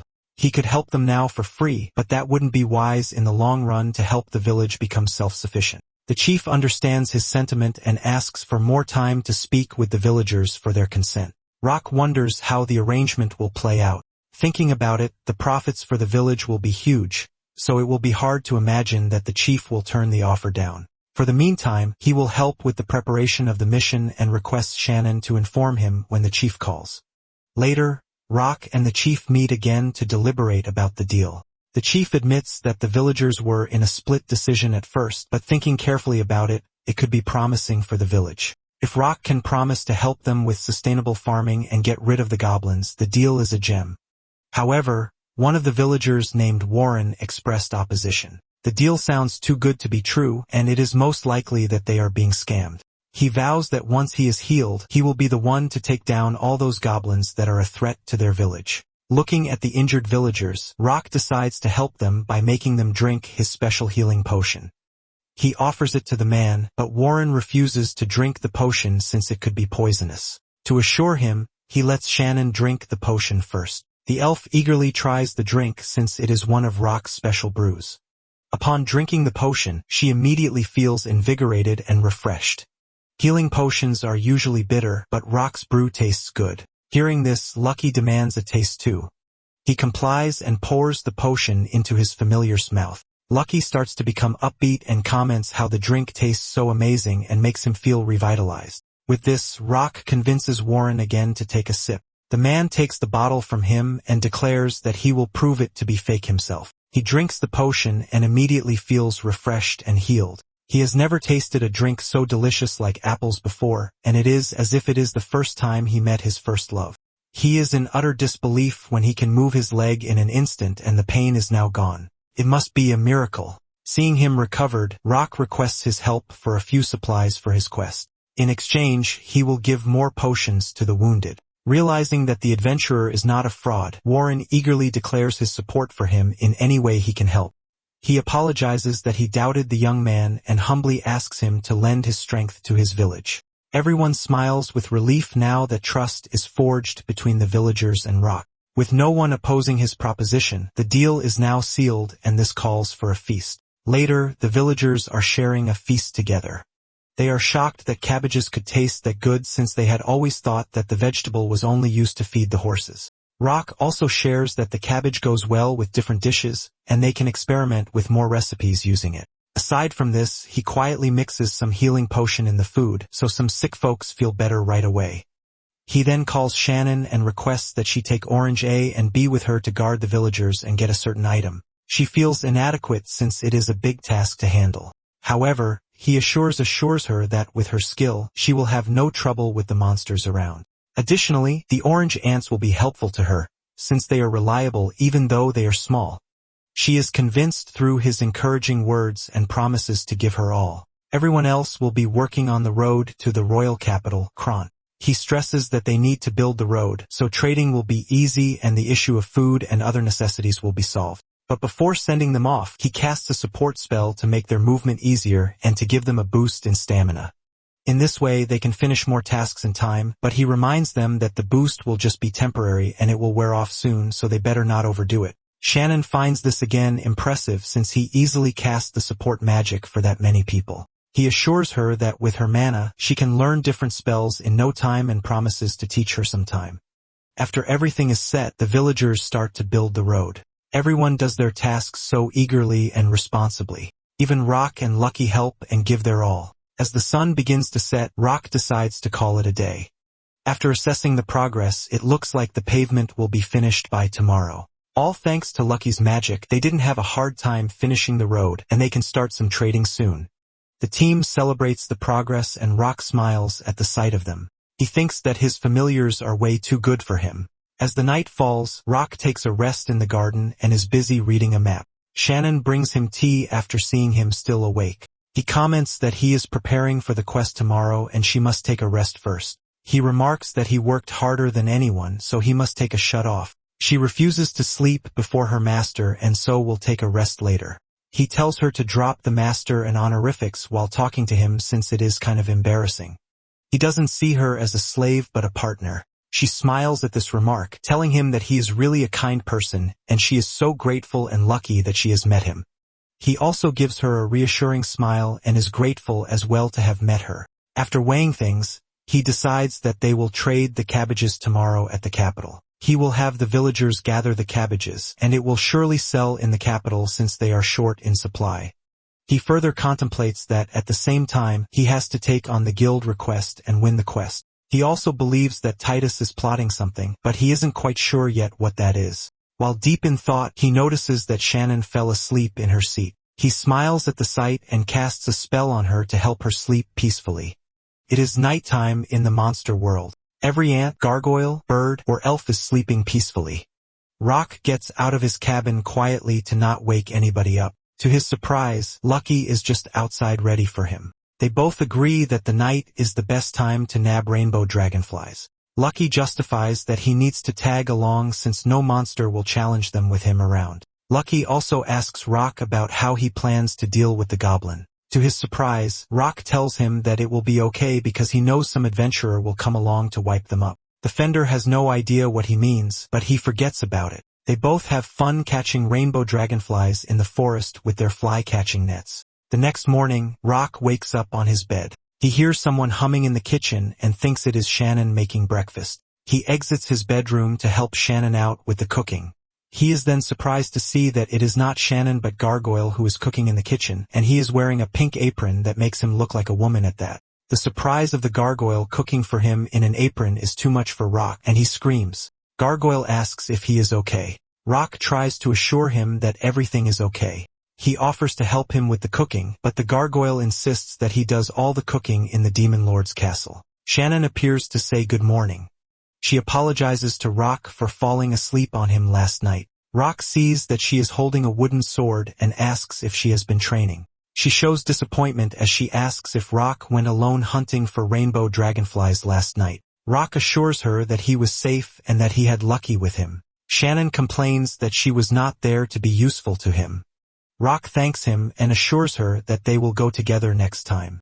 The elf girl cries as she wants him to keep his promise. Later, Rock asks Warren to drop off the rainbow dragonfly wings at the guild for him as he journeys to capital in his horse carriage. As Rock looks at Warren leaving the village with his horse carriage, he goes on to think about the other things he needs to do for the village. Rock teaches the villagers to till the fields and plant cabbage, ensuring that their food and trade will be sorted. Later at night, the entire village celebrates as the road they have been building is already complete. Rock praises Patra and the other orange ants on their stonework, which he thinks rivals that of master craftsmen. An old lady also approaches Patra and the ants and admits to them that she is no longer afraid of monsters because of their kindness. Meanwhile, the village chief approaches Rock to thank him for everything he did for them. The old man asks if he really only wants 10 of the profit, considering he has helped them too much. Rock replies that he has no problem with it. The chief promises to always pay his share no matter what. Later that night, Rock and the orange ants go to the Oroango territory where they steal some of the eggs from the Oroango and end up being chased by the alligator-looking monsters. Meanwhile, Lucky, Shannon, Petra, and Gargot went to the territory of the green frogs and recovered a green emerald from the creatures. The group then goes home to the village where they eat a feast with the villagers. Meanwhile, Jack's party is on their way to the dungeon by horse carriage. On another morning in the monster garden, Rock and all his beast friends are gathered in the field. A small bird lands on Rock's shoulder. He is surprised that a tiny bird is living in the garden. Patra tells Rock that the bird on his shoulder is the sky bird, surprising the lad. Patra informs Rock that when they were sorting monster corpses, she found a chestnut-looking item. Skybird ate it and shrank to a small bird as a result. Rock thinks they should find a way to change the skybird back, saying this makes the skybird so happy. Rock then changes his mind and thinks maybe it would be fine the way the bird is since he will probably change back eventually.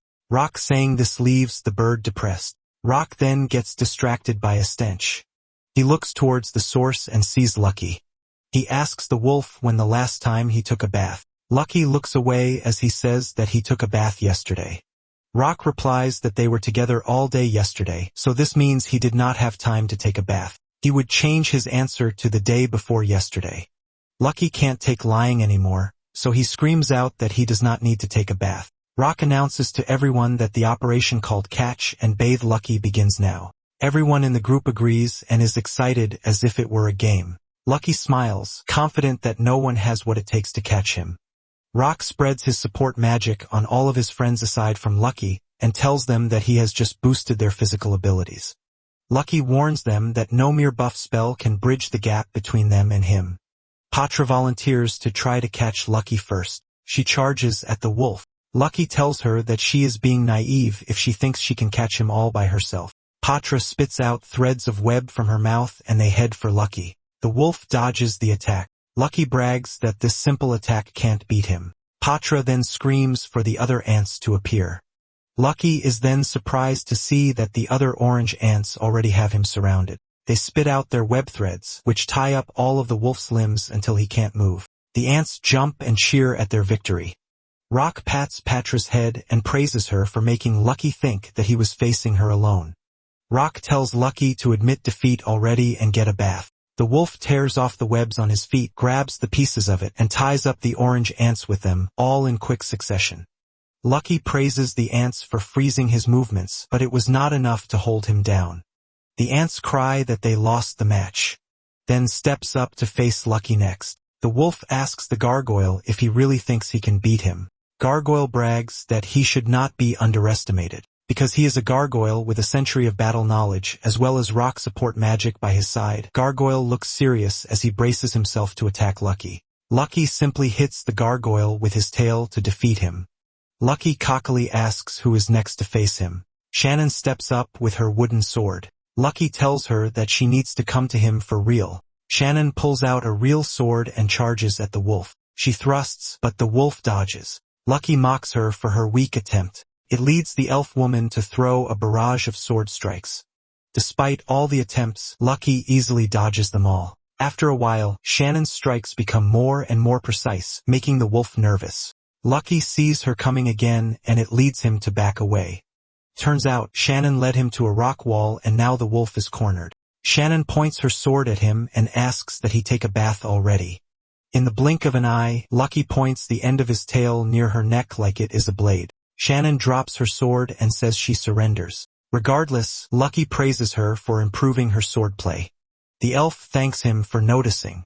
Lucky then faces Rock and sees that he is the only one left. The giant wolf is hyped to face him and warns Rock that he needs to come at him with everything he's got. Rock pulls out his twin daggers, both face each other with a smile. Suddenly, Lucky smells a sweet scent that makes on top of the giant wolf's head is the sky bird and it has a flower in its mouth. A second later, Lucky feels drowsy, and he falls asleep. It is now that Rock realizes that what is in the bird's mouth is a sleep flower. The skybird looks smug as it feels like it is the winner. Rock gathers the others as they see it as their opportunity to give Lucky a bath. Meanwhile, Jack's party is already near Verdant Dungeon. In the carriage, even now, Jack's anger has not subsided and it is making him shiver. He still complains about how Rock has betrayed them. Emmy corrects him, telling him that it was they who betrayed Rock first. Jack can't take it, so he tells her to shut up. He thinks about how Rock was just their mule who carried their things, while he was always in the front lines taking down monsters to claw his way up to S rank. He then recalls how Kid told them that they are just a C-ranked party without Rock. The very thought of it makes Jack's teeth grind and his fists tighten. He swears that he will prove that they are an S-rank party without Rock. Kara and Emmy remind him that they can't handle the Orango and Rainbow Dragonflies because they are too scared of them. Jack accepts this since their main prize is the Wyvern anyway.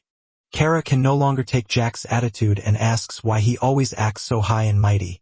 She continues to say that he takes jobs without even checking the details and drags them into his mistakes. She reminds him that she and Emmy are only helping him because they have to and that they will disband once the mission is done.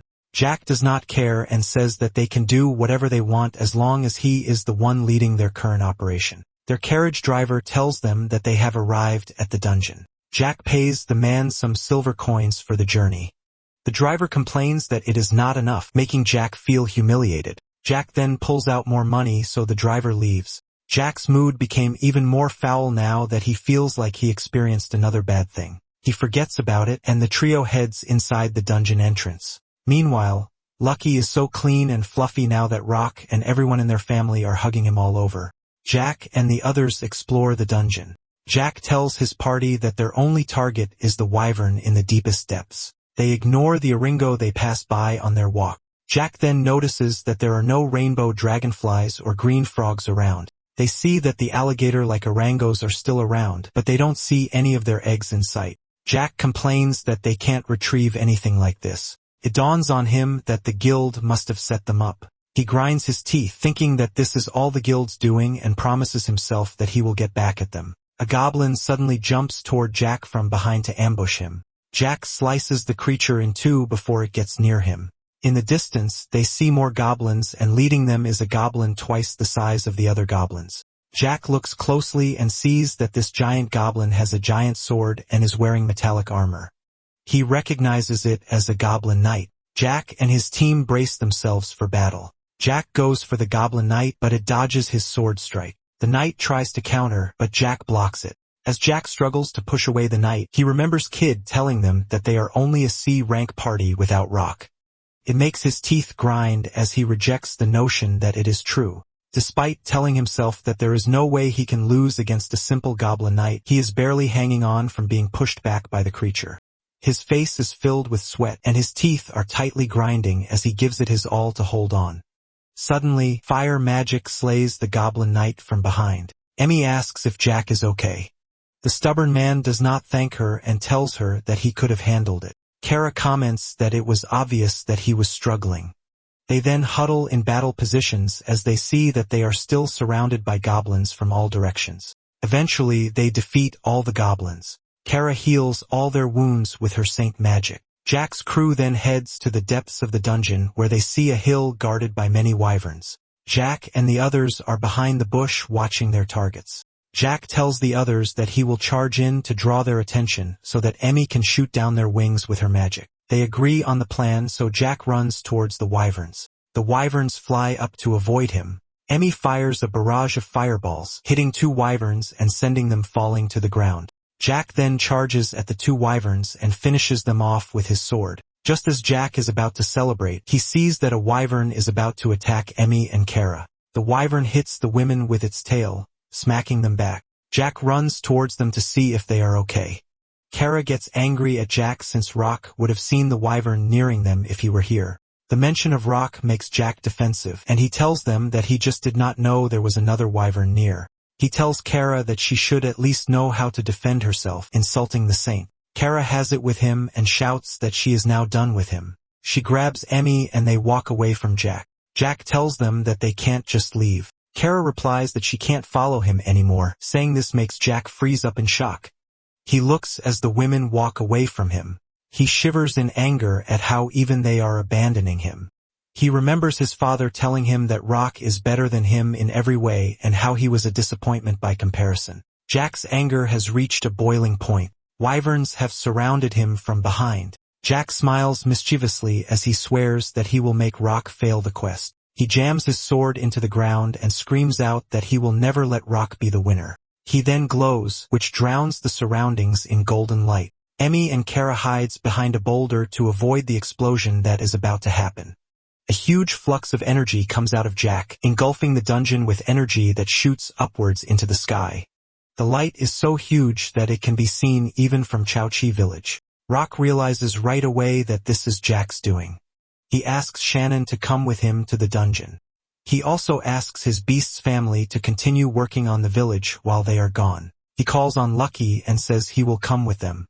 They get near the dungeon where they see that it is covered with smoke. From the smoke, they see figures coming out of the cave entrance. It is revealed to be Jack and his team. Jack looks tired as he is being helped by Emmy just to stand. Jack tells Rock that he can no longer complete the quest since the wyverns and materials have already been blown to bits.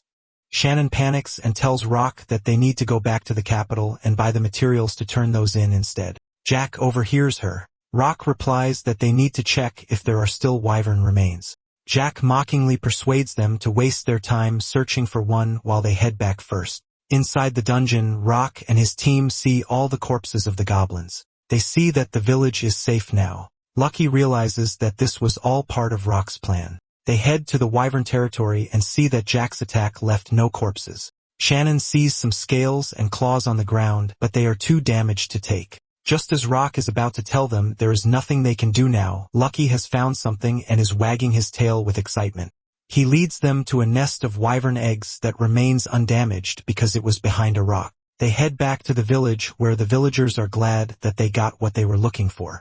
Rock and his friends stay in the village, helping them grow cabbage. They stay in the village until the deadline of their quest. By the time of departure, the village already had stone walls like a castle to protect it from anything.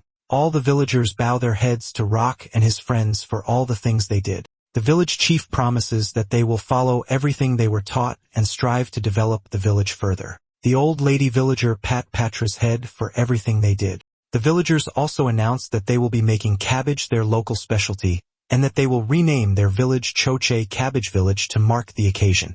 They all say goodbye to Rock and friends with happy smiles. Rock thinks about how all that is left to do is settle things with Jack. Rock and Shannon are already in the busy streets of the royal capital. There, they meet up with Warren at his cabbage stall. Warren informs them that Rock's prediction that their cabbage would be a hit was right, and that their cabbage soup and stuffed cabbage are their best sellers. Warren informs Rock that Jack and his group brought the items Rock predicted they would from them, and did not even question why the price was so high. He thanks Rock for giving him a small fortune. Rock is glad for him and asks that he use the rest of the profit to buy a magic ox and help the village grow. Warren thanks him again for everything. They part ways and Rock and Shannon head to the guild, ready for what is in store. At the guild, Jack and his team are already in front of Rika. Jack mocks Rock for being late. Rock sees that they already gave their materials to Rika and that they are now on her desk. Jack then smiles as he sees that Rock has nothing on him to give, and he mocks the man for coming to the guild despite being empty-handed. Rock remains calm and says that they need to settle things. Jack thinks he is just talking big and is actually shaking inside. Rika starts verifying the items. Jack is so confident that they have one that he tells Rock with a wicked smile that he needs to get on his knees and apologize. Rock replies that he has nothing to apologize for. Rika announces that Jack's party, Team Gruella, has delivered 20 rainbow dragonfly wings, 3 orango eggs, and 15 fresh emeralds. She announces that Rock has won the match. The surprised Jack complains and questions why he won. Rika informs him that Rock submitted his materials before them and that he delivered 30 wyvern scales, 10 claws, 60 feathers, 9 eggs, and 45 emeralds. Jack is shocked that Rock has reached the dungeon before them. He holds Rock by the collar and accuses him of cheating. Rock sighs and calmly tells him that he did not cheat. Rock tells him that he should not accuse people of cheating when he was the one who bought the materials from stalls instead gathering them. Jack says that he haunted the materials himself and did not buy a thing. Rock grabs one of the materials from the desk and asks him to explain why their materials bear the trademark symbol of Chao-Chi village. Jack is silenced as he has no defense. Rock explains that he realized when he met them at the dungeon entrance that they had not yet retrieved any of the items, reveals that he had Shannon talk in front of them about buying the materials in the capital. He figured that he would have bought every material they did not get in the capital. Rock revealed that they already had a surplus of the materials by then, and that he left some of them with a street vendor to have them sold to them at a high price. Jack shivers in rage at the thought of him being tricked. Jack demands to know how he beat them to the dungeon. Rock sighs at the question. He judges them for not checking the map carefully. He reveals that a direct route inside the village is much faster than the road they took. Kara speaks up and says that she noticed that from the beginning. Jack screams at her for not saying anything.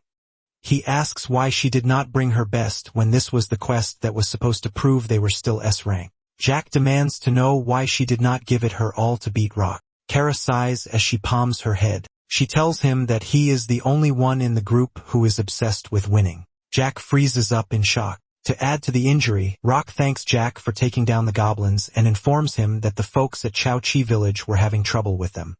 Rock knows that the guild has been drowning in requests to take down the goblins lately, but the village could not afford the fee. Rock looks at Rika knowing that she planned the request contest, knowing that it would lead them to the village. Rika smiles but does not say anything.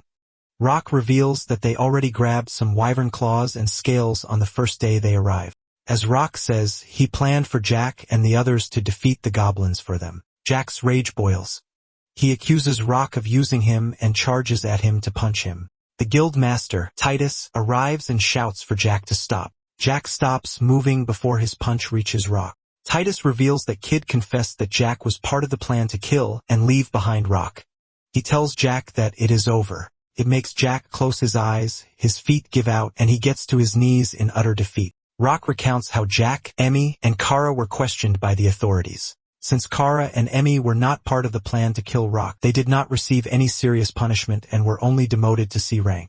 With Team Grayla dissolved, Kara suggested that she and Emmy form a party with Rock. Rock turned down the offer, leaving Kara sad and disappointed. Rock has heard that she and Emma became an adventure party duo after that. Meanwhile, Kid was locked away in the dungeon, and investigations revealed more of his past crimes. Jack, on the other hand, was sent to 6 months of mining duty and will start fresh from E rank if he ever decides to become an adventurer again. Meanwhile, Rock is just outside the capital, staring at the view in peace. Lucky asks what is on his mind. Rock answers that he was just thinking about his childhood friends. He reminisced about how they used to play together as kids. He compares it to how he is now with a new set of friends and is having a good time with them. Rock stands up and says he now has the strength to move forward with his comrades. Lucky is happy for him and agrees to move forward. Rock stretches out his hand for a fist bump and asks Lucky to move forward together. Lucky fist bumps him back and says he can leave it to him. They face each other with smiles. Shannon interrupts to tell them that dinner is ready. Rock and Lucky go with her to dinner. Later at night, in the dark streets of the capital, a skeletal figure approaches. Adventurers guard the royal capital walls against a group of ogres. One ogre punches the ground, and it sends 2 adventurers flying. They fear that it would only be a matter of time until the creatures break into the capital. Just as an ogre is about to punch some adventurers to their death, Rock and Lucky arrive to stop the punch. Rock apologizes to his fellow adventurers for being late and tells them that he will take care of everything. The ogre tries to punch Rock, but a mage suddenly shoots the creature from behind with a flame spell. It is revealed that it is Emmy, and Rock is glad to see her. Rock asks Patra to command the others in their group. The Ant Queen says she will do it and brags about her leadership skills. She pairs up Orange A to E with Gargoyle, and she lets herself be paired up with Shannon. Rock casts a support spell on his companions to boost their base stats. The group leads the charge against the ogres. They and the other adventurers all help out in taking down the ogres. Lucky can take an ogre out with 1 slash of his claws, leaving him bored. Rock looks around and sees that the gang is doing great, battling the monster thanks to Patra's leadership. Meanwhile, an ogre is approaching a scared Gargot. Gargot casts projectile magic against the ogre, but he gets scared as he sees that it has no effect on it. Rock and Lucky back him up. Eventually, all the ogres get slain. The adventurers cheer in celebration. They all thank Rock for saving their lives. Rock is confused about why ogres showed up to attack the capital and wonders what is going on. Kara heals all the adventurers, leading them to thank her. Kara tells them that they can repay her by giving her a new outfit, much to the trouble of the adventurers. Rock is embarrassed and sees that she has never changed. The royal knights arrive by horseback. The captain of the night, Marcus, thanks the adventurers for cooperating in the ogre investigation. He continues to say that the knights will take the ogre bodies to investigate the cause of their rampage, which frustrates the adventurers. Later at the guild master Titus is angry at Marcus for stealing the monsters that the adventurers risk their lives to kill. The two faction leaders argue in front of all the adventurers. Marcus replies that it is for an investigation of the ogre's abnormal movements, and that they should not complain since the knights will pay for them. Titus yells at him for paying a bad price. Marcus defends that it is the reward for investigation assistance, so it is lower than usual. Titus grabs him by the collar and demands that the knights pay the adventurers what they deserve. Marcus calmly tells him to let go unless he wants to go to war with the knights. Rika claps his hands and asks both of them to remain calm. She tells Titus that she will talk to the captain from now on. Titus apologizes to her for letting his temper get the better of him. Later, Rock goes to Titus's office to talk about what happened. Titus believes that if the knights keep pulling stunts like what they did, eventually, the adventurers will leave the kingdom. He goes on to talk about how adventurers are vital for a city's growth in defense, while also being vital for solving citizen problems. He continues to say that they are important in cutting down monsters, and that the kingdom prospers from the mysterious items adventurers bring back from the dungeon. He continues to complain about how Marcus does not appreciate them.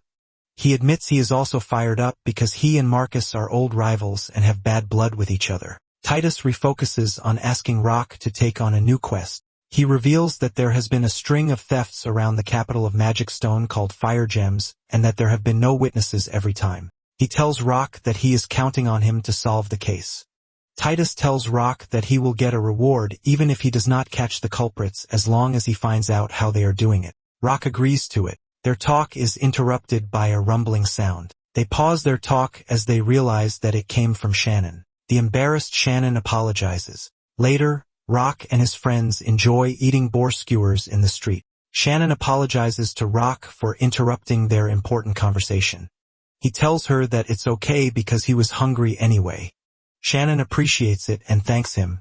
After eating, they head to the armory shop where they find it filled with countless weapons. The store owner, Mateo, welcomes Rock. Mateo says he has heard that he has split up with his old party, and that it is a good thing for him since they never respected his support magic. It surprises Rock that he knows about his support blessing magic. Mateo asks what brings him to his armory.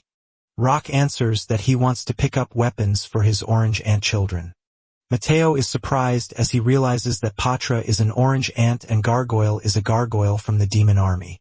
Mateo praises Rock for still being someone who breaks all the rules. Everyone looks around the shop. The orange ant children, especially, are the ones intrigued by each weapon they see and play around with it. Eventually, every ant gets their preferred weapon and holds them in their little hands. Rock asks why Shannon and Gargot did not pick a weapon. Shannon replies that she already has the gear she needs, and Gargot replies that he is more of a mage than a weapon handler. Rock approaches Patra and sees that she chose a staff as her weapon. Patra tells him that she wants to help everyone with her magic like her papa. She is, however, saddened that she might not be talented enough to use magic. Rock pats her head and assures her that they can practice together with magic. Patra smiles and agrees that they will.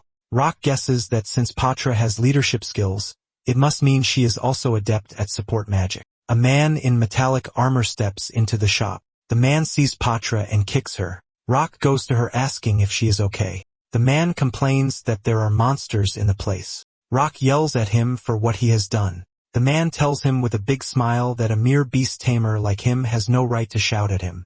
Rock ignores the man to ask Patra if she is hurt. Patra cheerfully says that she is totally fine. Rock is relieved and remembers that she isn't a rank monster. The antagonistic man is insulted that he is being ignored and asks if they even know who he is. They all answer that they have no idea who he is. The man is insulted and takes it on himself to educate them. He introduces himself as Mezel and brags that he is a noble of the highest class, Rock, and also the next captain of the Royal Knights. Rock replies that he does not care who he is and demands that he apologize to Patra. This angers Mezel, and he tries to convince the elf he sees to say something to his beast boy master. He warns Shannon that it is not wise to cross the knight's order, especially for an elf like her. Shannon asks him in a threatening manner what he just said to her. Miss Sale is proud to see that he has struck a nerve in her. He goes on to tell her that she is really an old hag despite her looks. The more he speaks, the more Shannon grinds her teeth. Shannon replies to him that she is not an old hag, but that what made her mad is that he called Rock a beast boy. She pulls out her sword and points it at Mezel. Shannon tells him that she will teach him a lesson herself. The angered Mezel dares her to say it again. Mezel does not realize that his captain, Marcus, is already behind him. Later, Mezel gets a swollen cheek from getting hit by his captain. Marcus bows his head to Rock and his friends and apologizes for his comrade's behavior. He also apologizes to Patra, but the kid says he is fine since the kick was super weak. Rock says he is okay with it as long as Patra is fine with it. Marcus apologizes again and calls him by name. Rock is surprised the captain of the Royal Knights knows who he is. Marcus says that everyone in the capital knows who Rock the Beastmaster is and that they were asked to look into him. Marcus refocuses and talks to Mateo to ask about his missing fire gems. Mateo reports to him that his fire gems vanish 1 or 2 times a week and that another one disappeared today. Rock asks the captain if they have any suspects. Marcus is embarrassed to say that they don't know anything aside from the gems vanishing every once in a while and that a huge batch of them was stolen from the knight's warehouse. Marcus and Mezel head back to HQ. Shannon is surprised that Marcus turned out nicer than his first impression. Rock asks Mateo to show him where the fire gems disappeared and informs him that they are also investigating for the guild. Mateo shows Rock his workshop and tells him that it was placed on his workbench. Rock intuitively feels from the 2 entrances that someone might have sneaked in without anyone noticing. He wonders why someone would risk a break-in just for some fine gems when stealing high-end weapons would make more sense. He asks where the rest of the fire gems are kept.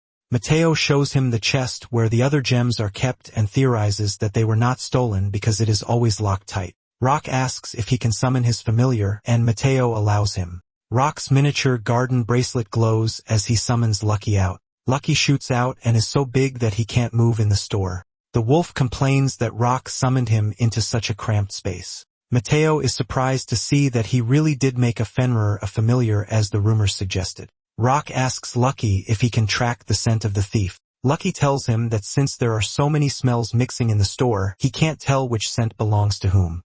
The wolf feels bad that he can't be more helpful. Rock says he did fine and thanks him. In an instant, Lucky disappears. Mateo is shocked that Rock's bracelet can hold Lucky. It makes Mateo emotional that the guy he knew became so strong. He goes on to reminisce about how useless Rock was before, which makes Shannon and Patra all ears. Mateo tries to whisper to them all about Rock, but the embarrassed Rock yells at him to cut it out. Mateo speaks to Patra and apologizes for what happened earlier. As a peace offering, he says he has something for her. He presents to her a custom-made mithril breastplate, and it shines in all its metallic glory. Rock recalls that mithril is a rare metal that can only be afforded by nobles and royalty. Rock says he can't accept something so valuable. Mateo assures him that it is fine and that he forged it a long time ago for a noble child. He is sad to say that the child fell gravely ill and never got to wear it. The noble returned it to him, but Mateo did not have the heart to destroy his own creation. The store owner asks that they put it to use for him. Rock can tell how important this is for him and says they will use it. Mateo says that he will make adjustments to it and that they can get it in a couple of days. The next day, the orange ant children are about to face off with giant boars with their new weapons ready. To Rock's surprise, the ants can take down boars with one hit with their weapons. He is shocked at how easy it is for them to master their weapons. As he observes them battling the boars, he is looking forward to how much stronger his children will become.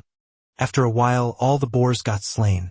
The orange ants cheer for their victory. Orange Bee approaches Rock and taps on his shirt. Rock asks her what she wants, but the girl would not say a word. Patra gestures to his papa by patting her own head.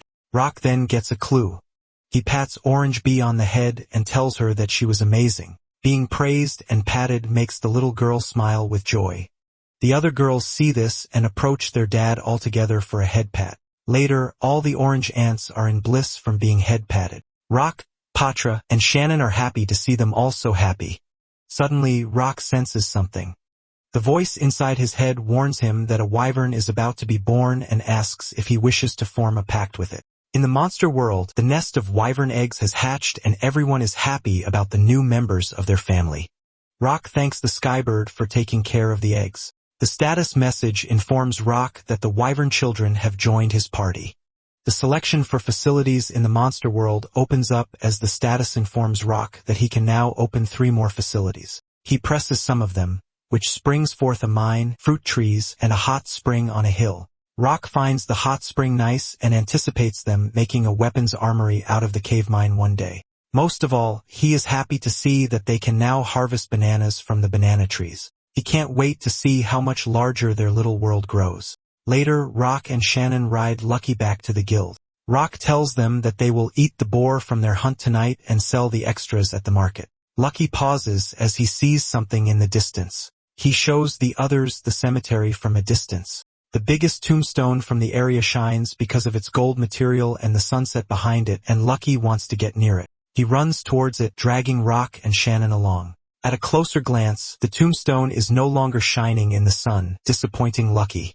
Shannon holds on to Rock, making the lad see that she is scared. The elf woman tells him that she is not good with scary areas like this.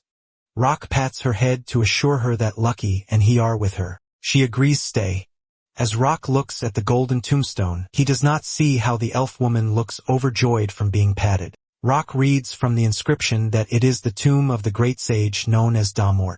He informs Shannon that Damort is a legendary sage who greatly advanced their nation. She was known as a beautiful and kind-hearted sage with unparalleled wisdom and knowledge.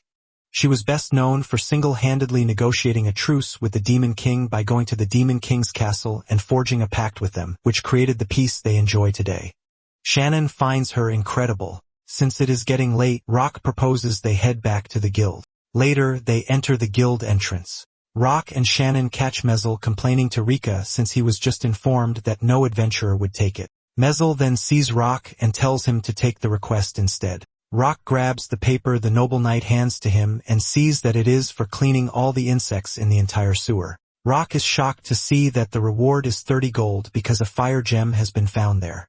Mezel tells him that he should be honored, that he should take a request from the knight's order, and brags that the reward money is nothing to them. Mezel asks Rika to approve the request already.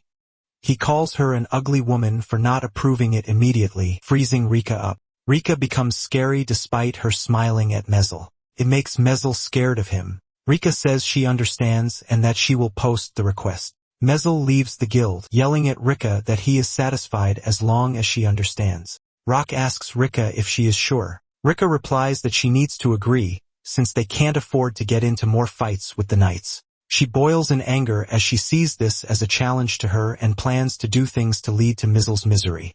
Later, Rock and Shannon head to the sewers. The area is so smelly that they cover their noses and mouths as they walk. Rock uses cleansing magic to clean the water near them.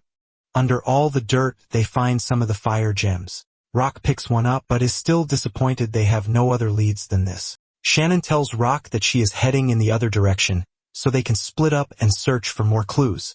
Rock asks that she be careful since the floor is slippery.